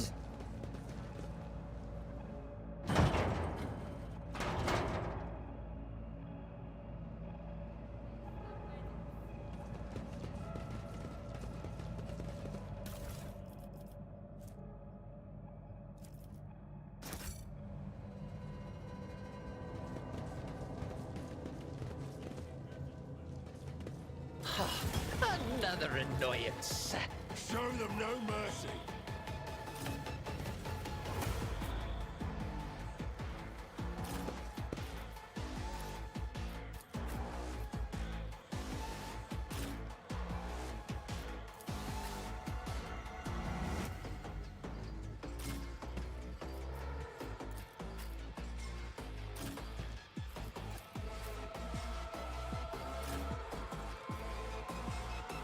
Let's get to it.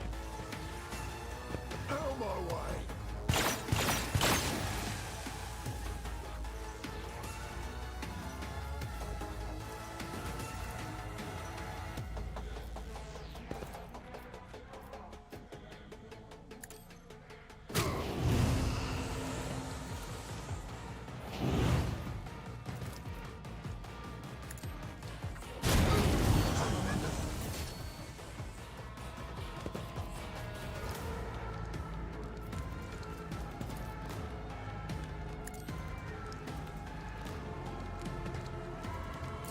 Let's make it quick. Here we go. Time to slaughter someone. Out of my way.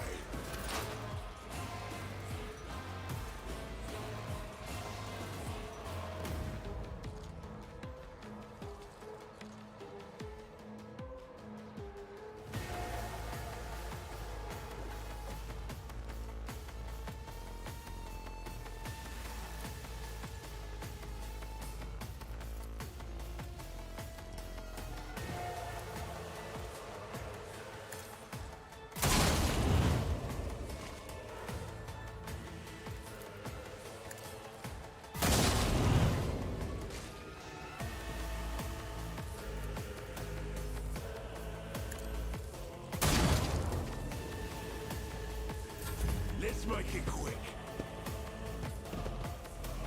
Here we go. Let's get to it.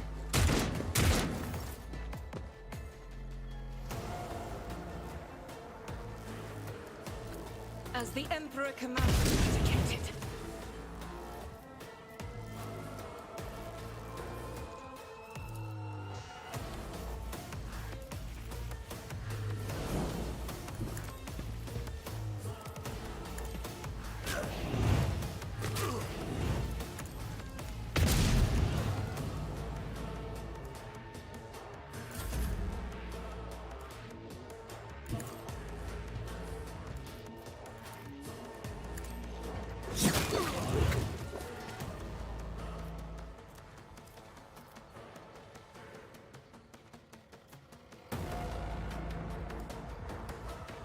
I am your blade and shield. As honor or death.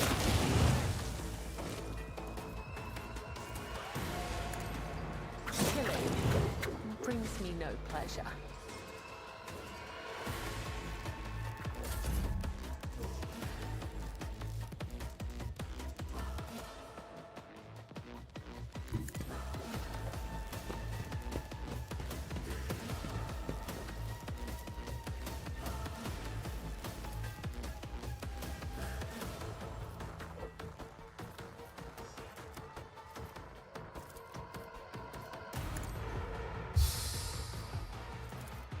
If I may,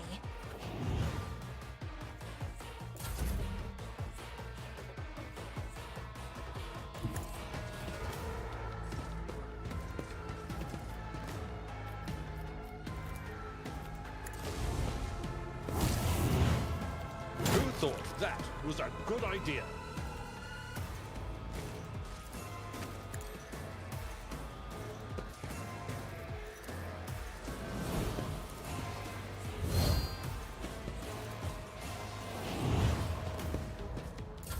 Let's get to it.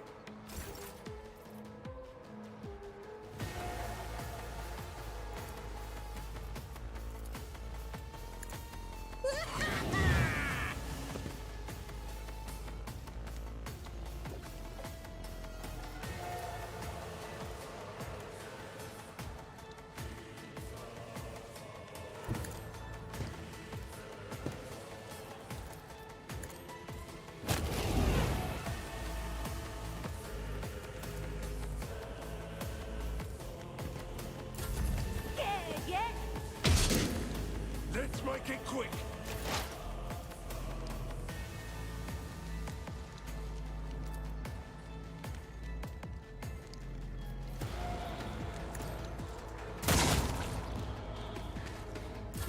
Let's get to it. Let's get. Oh, I didn't even see that guy.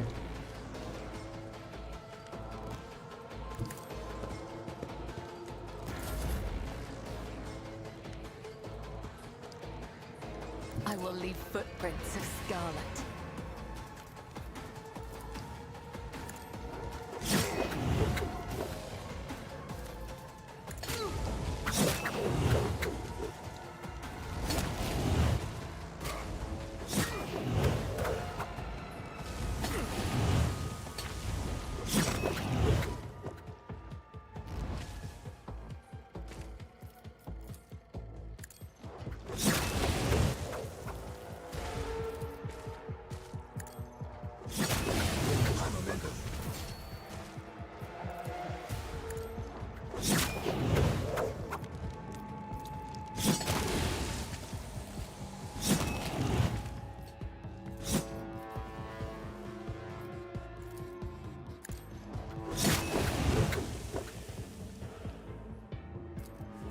Death is a blessing.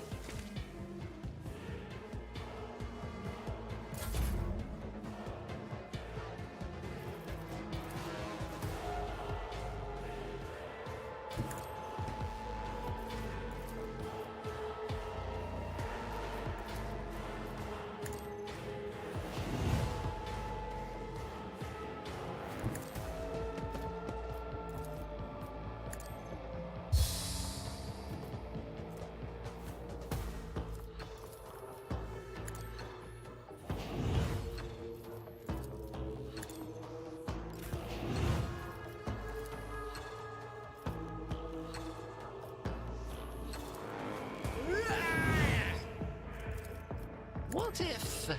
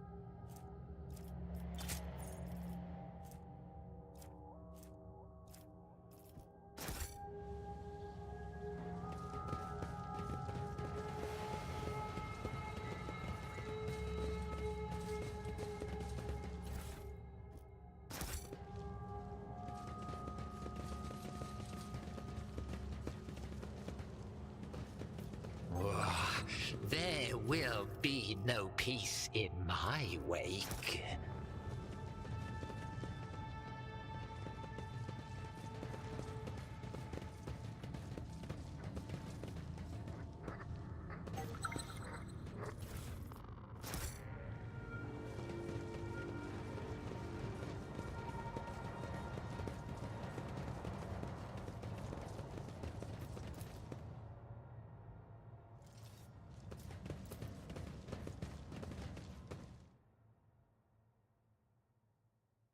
That was pretty straightforward.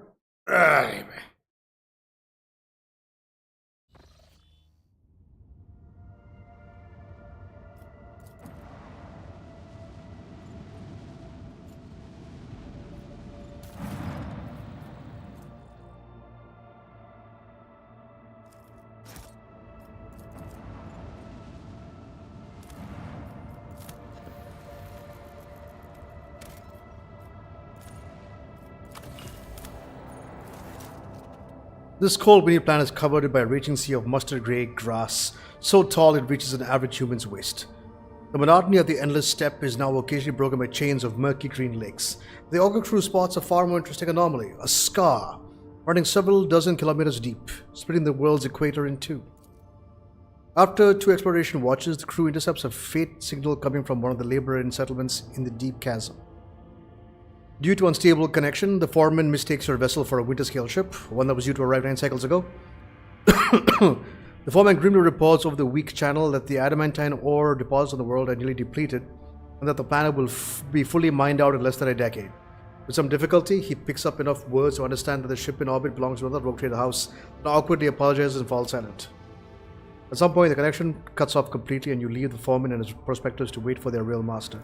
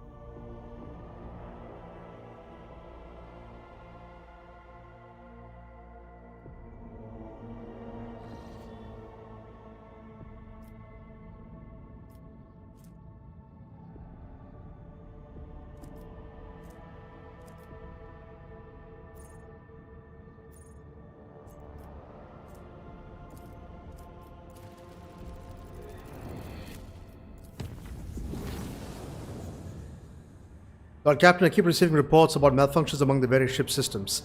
This time we're dealing with inexplicable temperature fluctuations. Thermal control failures were observed on not only individual compartments but even the soldiers' protective equipment.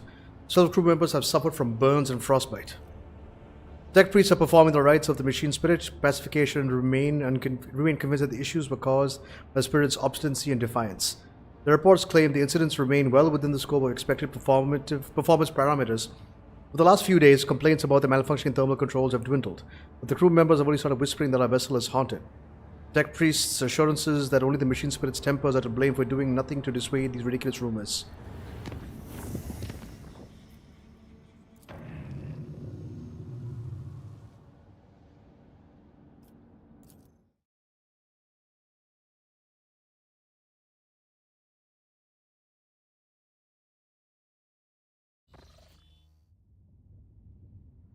These coordinates for the ship's log lead to an unremarkable star system. The Auger crew reports with a raise they cannot register anything worthy of the Lord Captain's attention.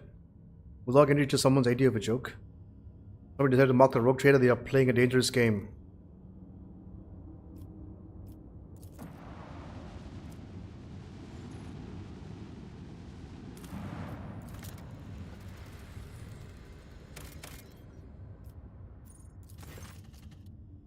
The Corsair screen highlights the shapes of several buildings. The small settlement, the only one on the planet, is a Winterscale Dynasty outpost. Is it the outpost? After a lengthy descent to the planet, you are rewarded with a dismal sight. The entire outpost consists of long columns of uniform bunkhouses, machine hangars, and a large headquarters topped with massive antenna of an ancient voxcaster. Minor ray suns are hanging in the sky, making every object cast 2 shadows. A spectacle you find vaguely disturbing. The custodian and his people go out of their way to give their esteemed guests a proper reception, but their resources are scarce at best. Talk to the custodian. The custodian shares alarming news. The outpost is highly dependent on various deliveries from the core Winterscale worlds, but 2 ships have already failed to arrive on schedule. The locals do not have an astropath of their own, so the custodian did not determine the cause of the delays or request aid. The outpost is run out of food at this rate, so the custodian sends in an urgent request for provisions. He's begging for help, offering what little his settlement has to offer in exchange. Supply the outpost with provisions it needs. The custodian showers you with gratitude and hurries off to send gifts in return. The formerly grim and worried faces of the men light up with relief.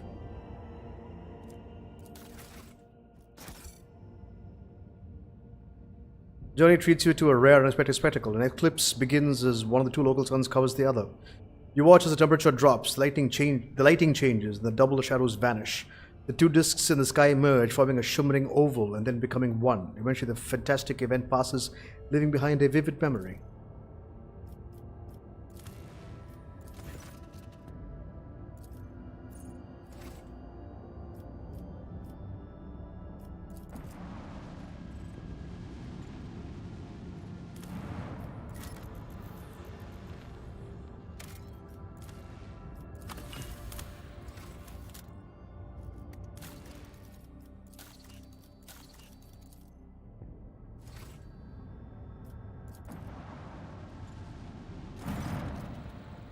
Lord Cannon, there's evidence of a recent scuffle ahead of us. Don't take me, this is not a frigate, this is just a gutted piece of metal. Helmsman falls silent for a moment. Blimey. The culprits are here too, it's the Eldari freaks. I recognize their shiny asses even from this distance, except Xenos are acting suspiciously, they're hovering in place and not even trying to run. Should we approach or open fire from a distance? Call up your people, Alantak, something is wrong. The children of Asurian are dismayed, but doing something like this to a monkey vessel? No, we are not animals. I appeal to your prudence and promise you made, do not destroy my kin for the deeds they did not commit. Lord Captain, we have received report from the Augur crew. The situation is unusual. The Xeno ships displayed no biological or energetic signatures. Though it appears to be intact, according to the scanners, there is nobody on board. However, survivors are believed to be hiding in one of the compartments of the damaged vessel of the Imperium. We have also spotted some drifting plating remains that belong to the third identified vessel.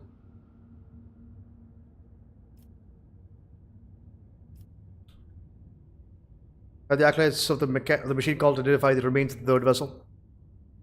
Voxmaster relays the order to tech priests and promptly receives a reply. Lord Captain, I'm reporting that the hull fragments belong to the Drukhari Xenos race, but the presence of their ships in the system in test time has not been confirmed. Dispatch rescue team if there are any survivors on the frigate. It will be done.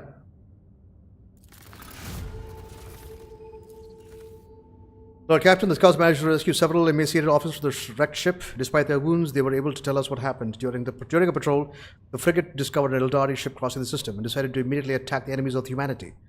The Xenos vessel proved too fast and too skittish, but at one point its engines failed, giving the frigate a chance to attack. The guns were aimed, several Drukhari ships suddenly pounced from the darkness. They first attacked from a distance, but soon brought up the frigate and wreaked a bloody massacre on the decks. It was only by sheer miracle that the surviving officers managed to escape, locking themselves up in a hidden technical compartment the Xenos had no use for. Survivors and the Xenos conspired and deliberately led the ship into a trap where it met its doom. Xenos joined forces to dominate a vessel of the Imperium? An alliance between the Eldari and the Drukhari is an unusual sight, yet such an outcome is hardly surprising. Hi, Master Interrogator. I was thinking the same thing. At last, you and I can finally agree on something. How blind are the monkey to the vices of their own kind? Humans attack a ship of the children of Asurian sitting peacefully by, but it's my kids' people who are to blame? You let it beside herself with contempt and rage. No, my kind would not willingly take part in a massacre orchestrated by the Dark Ones and then abandon their ship. Something else happened here. Something I'm afraid to even consider. Then a shuttle with scouts to investigate the Xeno ship. After several hours of tedious waiting, Victus gets back on air. Lord Captain, scouts confirm our earlier report. The Xeno ship is intact and many valuable artifacts have been found inside. But neither the Eldari nor their bodies were discovered.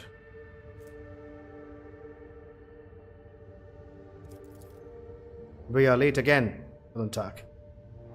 Irlet's voice sounds faint and almost listless. We've done everything we can. We're leaving. As you command, Lord Captain.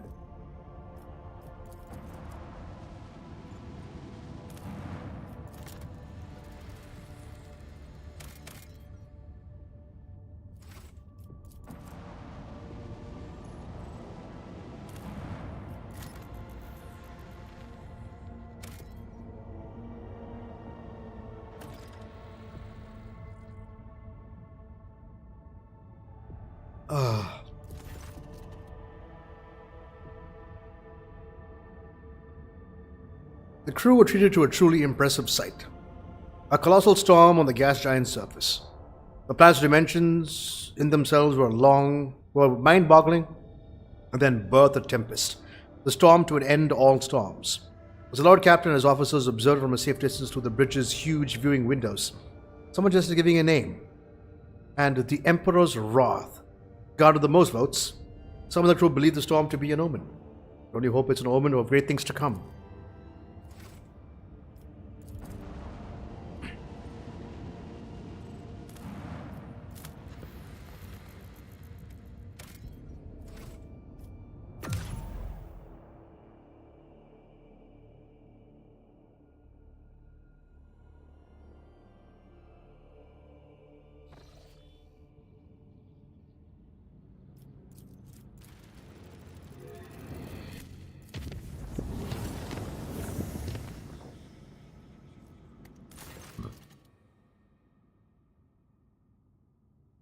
Lord Captain, the world of Feldstone has been upset by a conflict between the followers of the Order of the Hammer and the refugees of the Winterscale dynasty's domain. An argument broke out near the tomb of the renowned holy man Nicodemus Keefe, and the tomb was damaged in the fray. The pilgrims revering Keefe's rival, Philomenus of Malpi, claimed Keefe to be a thief who had stolen relics of the Saint Cognatius and violated the sacred mystery of his resting place to sate his greed. The Order of the Hammer is furious at the heretical statements and the desecration of Keefe's burial site.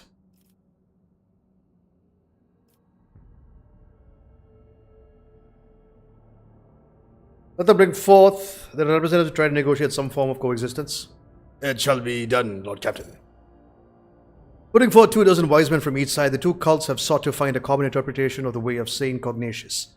They may not have achieved a dogmatic unity, but they have at least managed to find a way to coexist on the same world. Lovely. Okay. Now, here.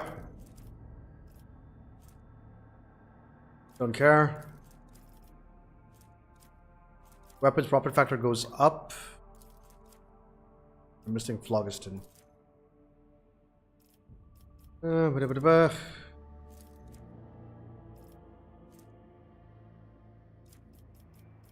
Good tidings.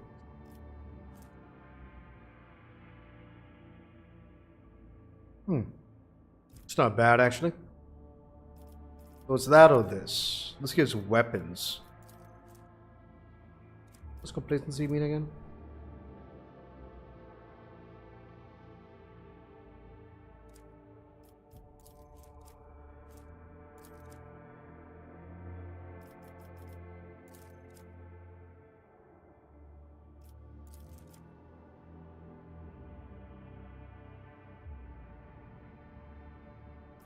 I go this one.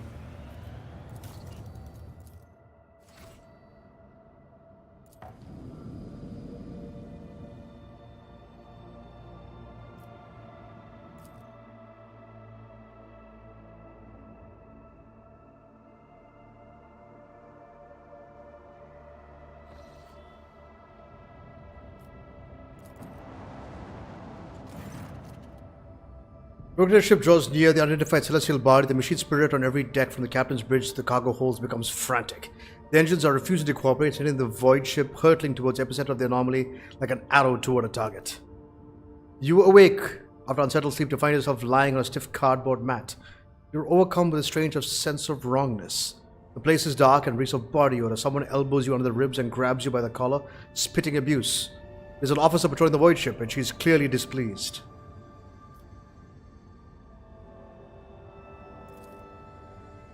The enforcer lets out a gruff laugh and spits in your face. Scrubman even opening his mouth beyond the pale, let alone claiming to be the rogue trader. Judges have lost their tongues for less. To drive home her point, the woman brandishes a hefty knife and tosses you in a corner while similarly ragged people are scrubbing the deck. According to the sign of the bulkhead, this is Bay Theta 54.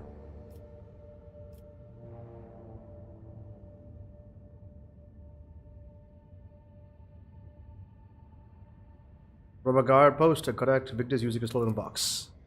You've been studying the enforcers for several days now, observing shift changes, trips to the mess, games, or regicide. The aftermath of the boozing session on the fourth day, during a shift change, you sneak into their small room and find a boxcaster that someone left behind.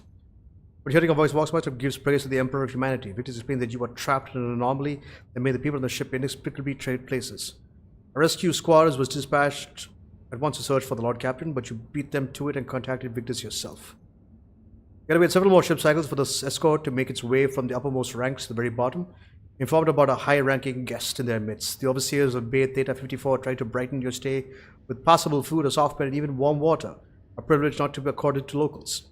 Eventually, you see familiar faces of escort officers who have come to retrieve you. Punish the enforcer who dared to mistake you for a serf. Wails of despair drown out the din of the lower decks as a metal club crushes its victim's skull and bones. Dark splatters of blood mark the bulkheads, deck, pipes, and ducts, the very ones you were made to scrub not so long ago. His work done, the officer salutes you and bids you to follow him to the upper decks. Home. You return around to take one last look and notice that the tattered denizens, armed with brooms and rags, industriously cleaning up the officer's gory remains and praying to the God Emperor for mercy. The Voxmaster gives praise to the Emperor of Humanity as you make your entrance to the Captain's Bridge. Victus explains that you are trapped in an anomaly that made people on the ship inexplicably trade places. A rescue squad was immediately dispatched to search for the rogue trader, but finding you took quite a bit of time. All's well that ends well. The Lord Captain is at the helm again, continuing his journey through the Coronis Expanse. Long live Nero von Valentius. I didn't even have a chance to do anything else, bro. The fuck? I couldn't use my warp powers, none of that. Oh, the bunker's here. Come back to that in a second.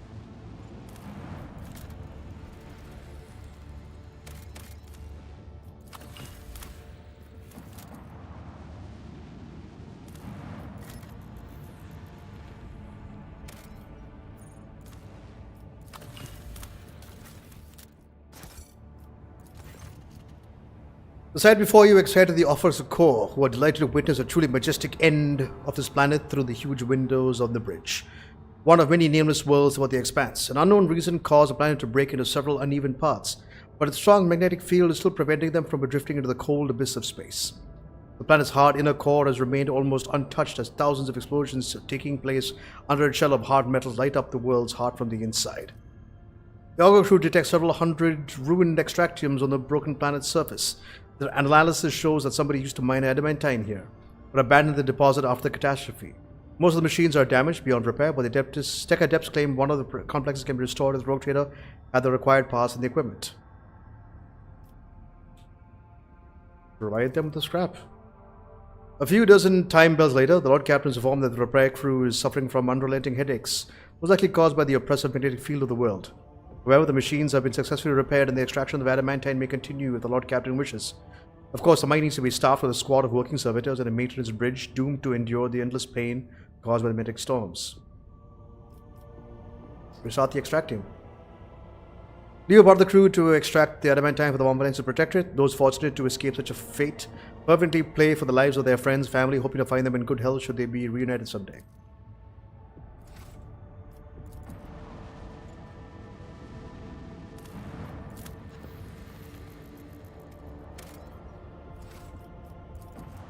Alright, let's go to the bunker.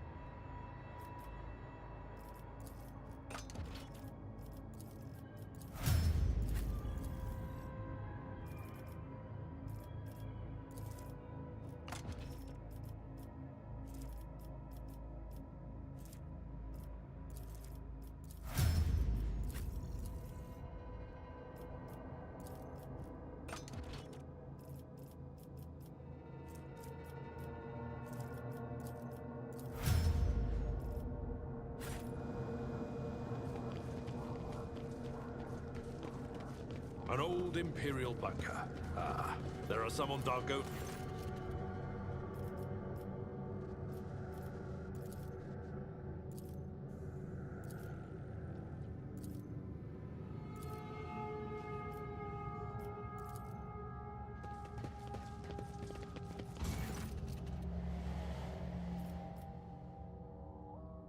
Master doors is dotted with small chips, scratches, and bullet marks.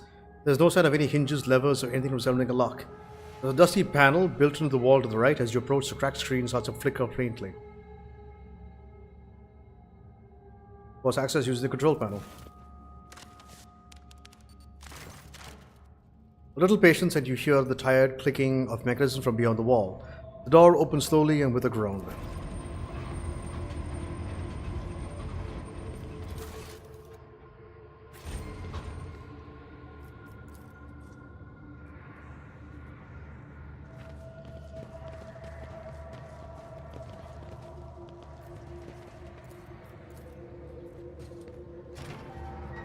One step at a time, amidst the madness.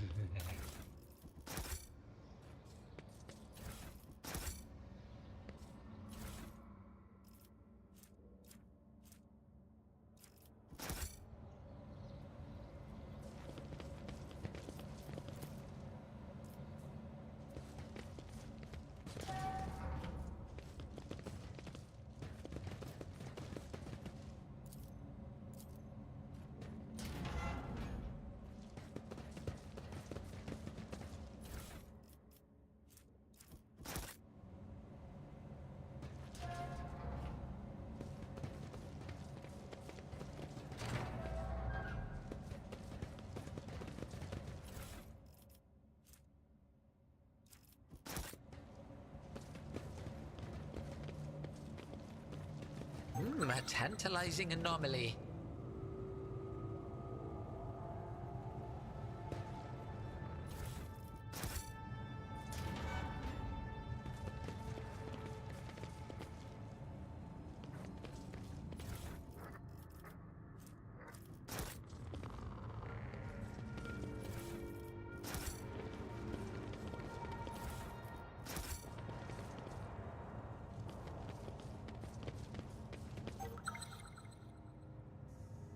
Curiosity sings in my veins.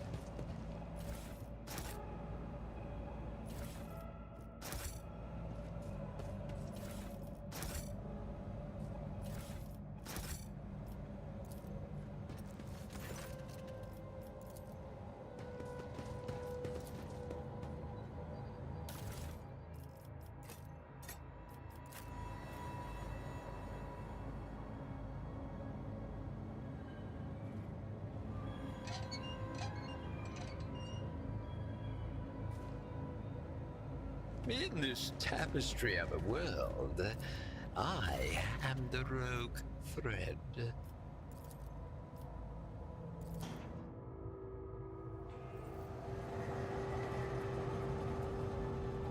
Ooh.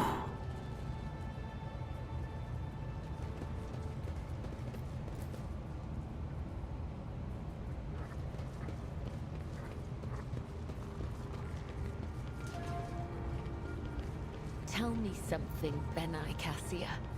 Do you truly see the Undying One's light in the darkness between the stars? What is it like? Amid the boundless terror of the Sea of Souls, his distant light is akin to a great burning heart. I see it beating in the darkness, and I know that I can find my path.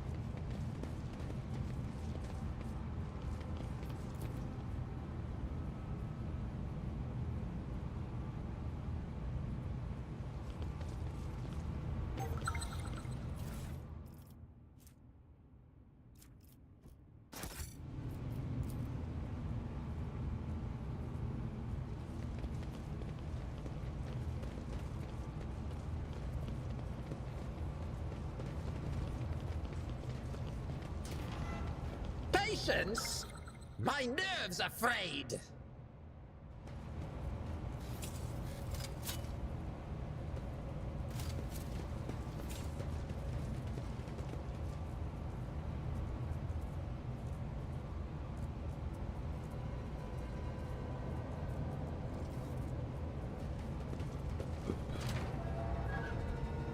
What curiosity unveils itself before me?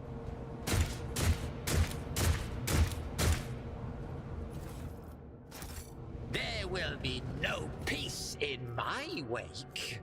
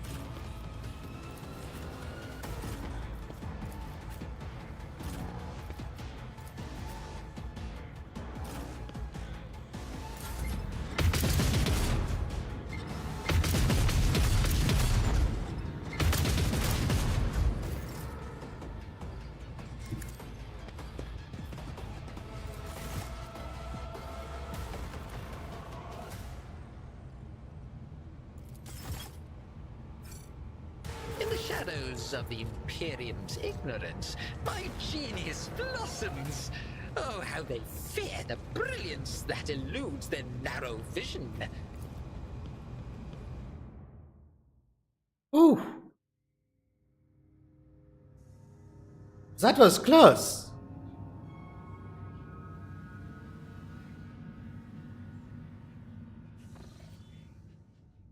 Lord Captain, the crew that was sent to the surface reports that they have cleared the collapsed passages leading to the lower levels. After exploring the abandoned rooms, they discovered valuable cargo that had already been brought aboard.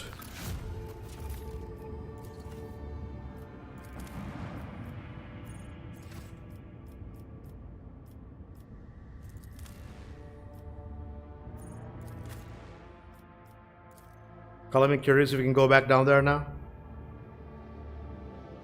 Just have a look around, maybe. The one thing I never did, actually.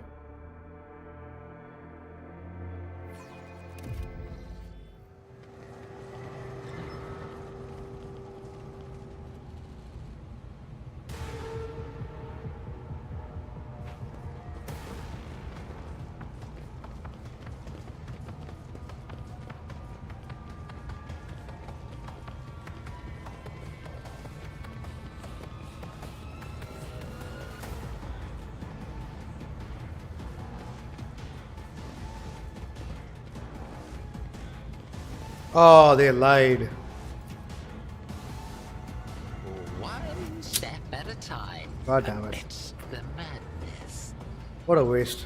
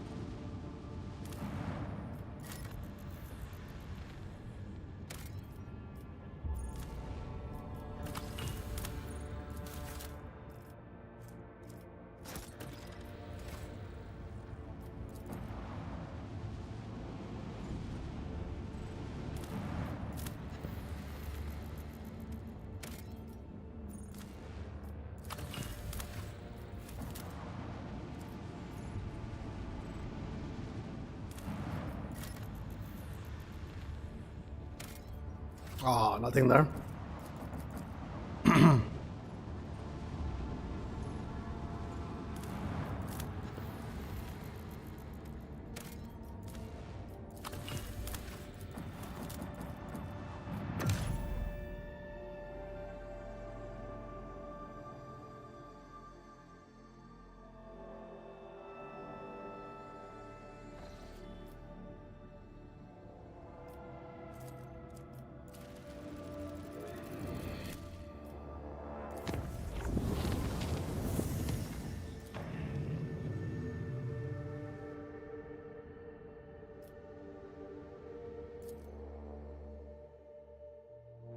Always Platinum. Strange name. Lord Captain, the Vox systems intercepted a distress signal coming from the Imperial vessel. Systems seem to contain a ship that belongs to the planetary fleet of Jargonish, the capital of the Vormalized dynasty. Transmission is repeated at regular intervals, but the message itself is corrupted. A cacophony of requests for help from drones and shouts. What in the world? Is this their name? It's your name they're shouting, Lord Captain.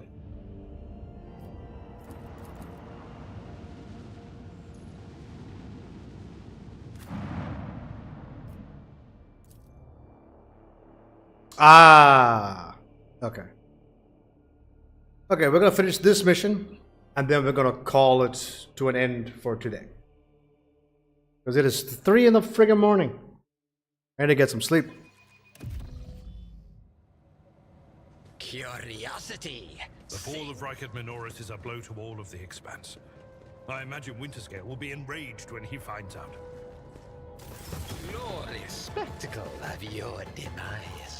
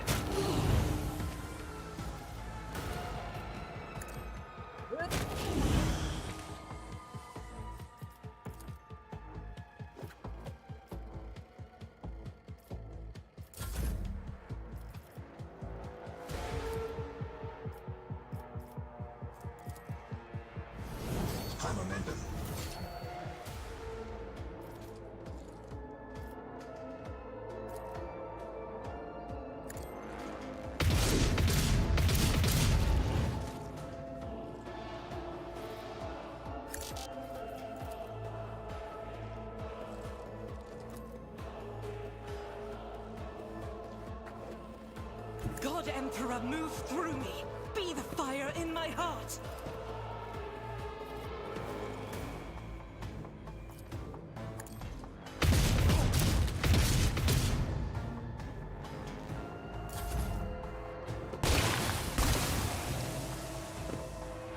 This way!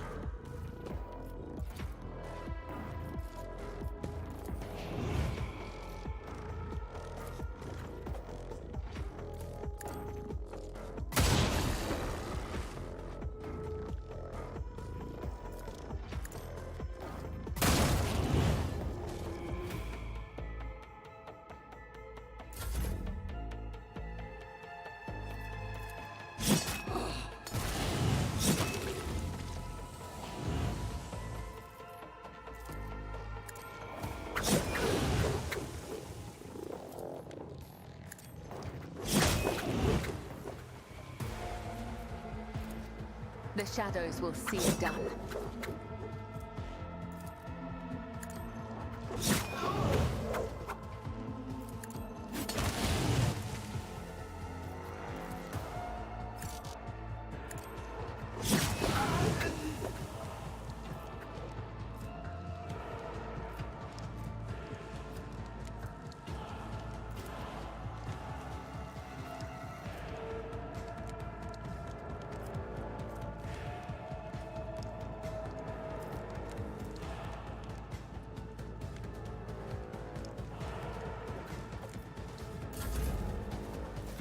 I can handle this.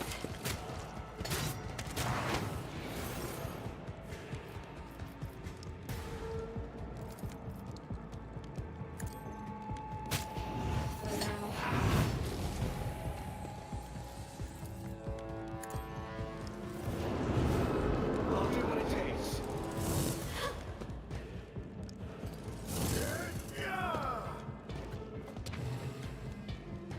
Don't touch me.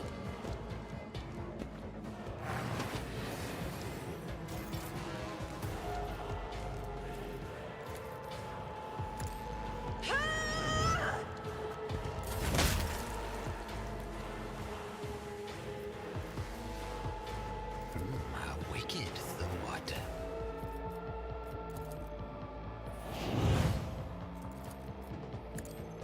Another one is shattered.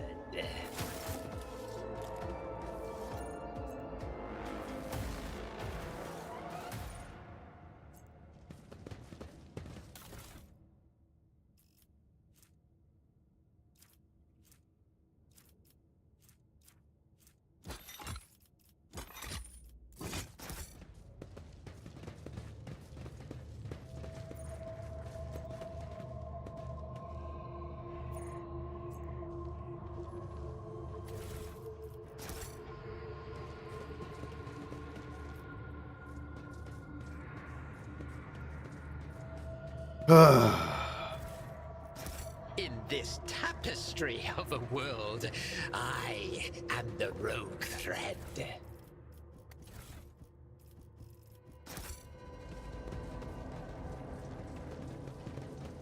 I'm at your service.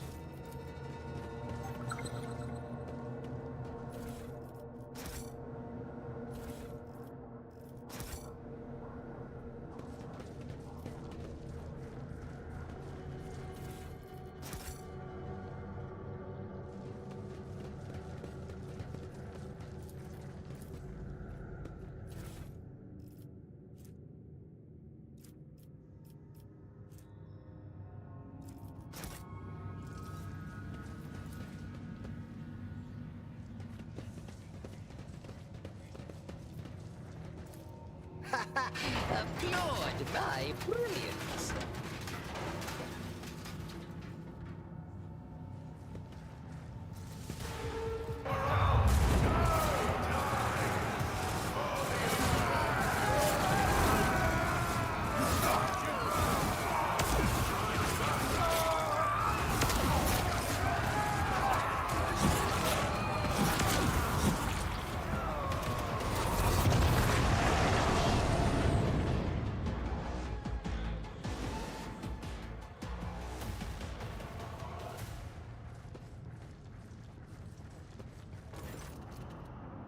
The leader of the ravaged ship's crew wipes the sweat from his brow in a motion of characteristic of navigators. Not with his whole hand, but with two fingers moving left to right and back, has not touched his third eye by accident. This movement is only the sign of fatigue that allows himself. His posture is immaculate, shoulders wide, eyes front, as if he not just emerged from a grueling battle that is simply greeting you on the bridge of an uneventful day. My greetings, your lordship. There's no need for introductions. I know the heirs of the Vomalensis line by sight. I am Han of House Cassini, the navigator of this vessel and senior surviving officer. I assume command after the incident. Lady Navigator, an unexpected and pleasant meeting considering the circumstances. Han decorously dips his head to Cassia. I have not had the honor of being personally acquainted with you, but of course I know the emblem of House Orselio. How fares the Honorable Regent? Cassia Orselio, she offers a reserved nod. Cordiality will not disguise the ice blue coldness of your words, Navigator Han. However, I will tell the Regent Aratano that you inquired after his health. You may pass on my best wishes to Novata Cassini. And now let's set pleasantries aside. I'm sure Rogue Trader would like to ask you a few questions. As Han speaks, the others glare at you with dour attention. Up close, you can plainly see that every one of them is a mutant. Their faces and bodies bear the mark of incredibly grotesque deformities. Same as the muttering madman who attacked you. Of course, Han's associates seemed perfectly clear-eyed and showed no signs of madness. What happened to your ship and crew, Han? This ship is assigned to the port of Dargonis. Some time ago, the captain was instructed to deliver a package, urgently by hand, to you. Your Lordship, we would even show a picture of your face. The navigator's voice seems calm, yet there is tension in his eyes, which are trained on you. The disaster struck during the warp jump. I will never know all the details, but I was preoccupied with my primary duties, but for some reason the captain decided to open the package. That, as you may have noticed, had a most destructive impact on the crew. Han frowns. The package contained a chaos artifact, a chaos bomb, if you will. The moment it was removed from its protective cocoon, the crew began to lose their mind and mutate. The first to be afflicted was the captain and the senior officers, but the effect quickly spread with incredible speed. Every deck was consumed by it, every last one. The raging mutants, no longer sane, damaged many systems. The ship was in distress and would have almost certainly been destroyed had I not resorted to making an emergency exit from the warp. The people you see here are the only survivors, or rather, the only ones who were able to retain both their lives and sanity. I gathered everyone I could, isolated the source of the danger, and sent out a distress signal.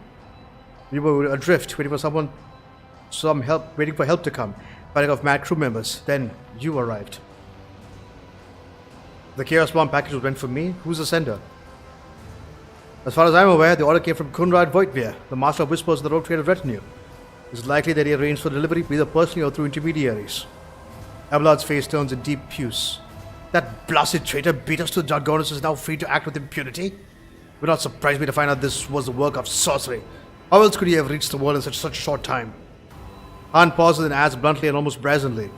Your reaction suggests you were not expecting a package of the sort. That is good to know. I'd almost convinced that the Rogue Trader was deliberately collecting Chaos artifacts. Do not dare accuse me of colluding with Chaos. Don't even suggest it. I beg your pardon. I'm too tired to speak diplomatically. However, the sender wanted all of this. Han makes a sweeping gesture at the destruction and the corpses of a few crew members around him. To happen to your ship, not ours. We're not affected by the mutations and madness? Well, that depends. I was born a mutant, you see. Han smiles, grimly and wearily. Navigators are taught to resist the influence of chaos, so I have been as best as I could. But I'll be frank with you. I cannot be certain that I have avoided it completely. There have been no visible indications, yet. All signs point to Han telling the truth, but you also notice clear evidence of just how difficult it is for him to struggle against corruption. He's extremely tired and practically exhausted. Where's the artifact now? The tension in his posture and gaze becomes even more noticeable. I have placed it inside a protective sarcophagus, more reliable than the previous repository. Unfortunately, the artifact, as powerful as this one, could not be destroyed under these circumstances. Or rather, I had no assurances that it would not disintegrate every one of us and scatter us across several light hours of neighboring space. Once we're off the ship, I will absolutely find a way to destroy the vile thing.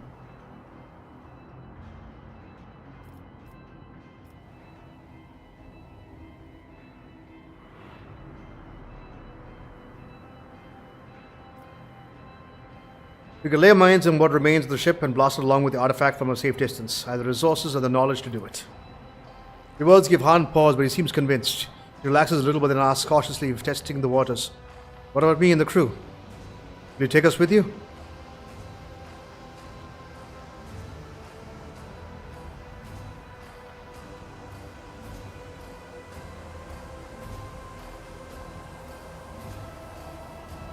I'm taking you aboard my ship.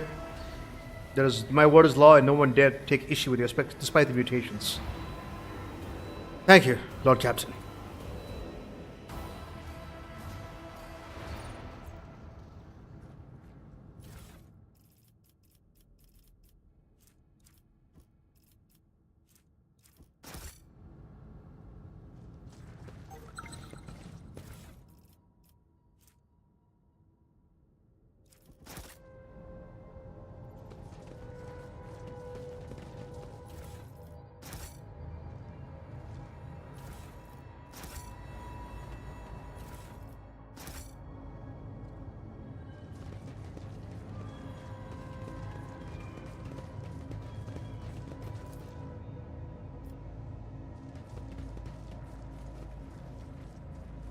What lies beyond?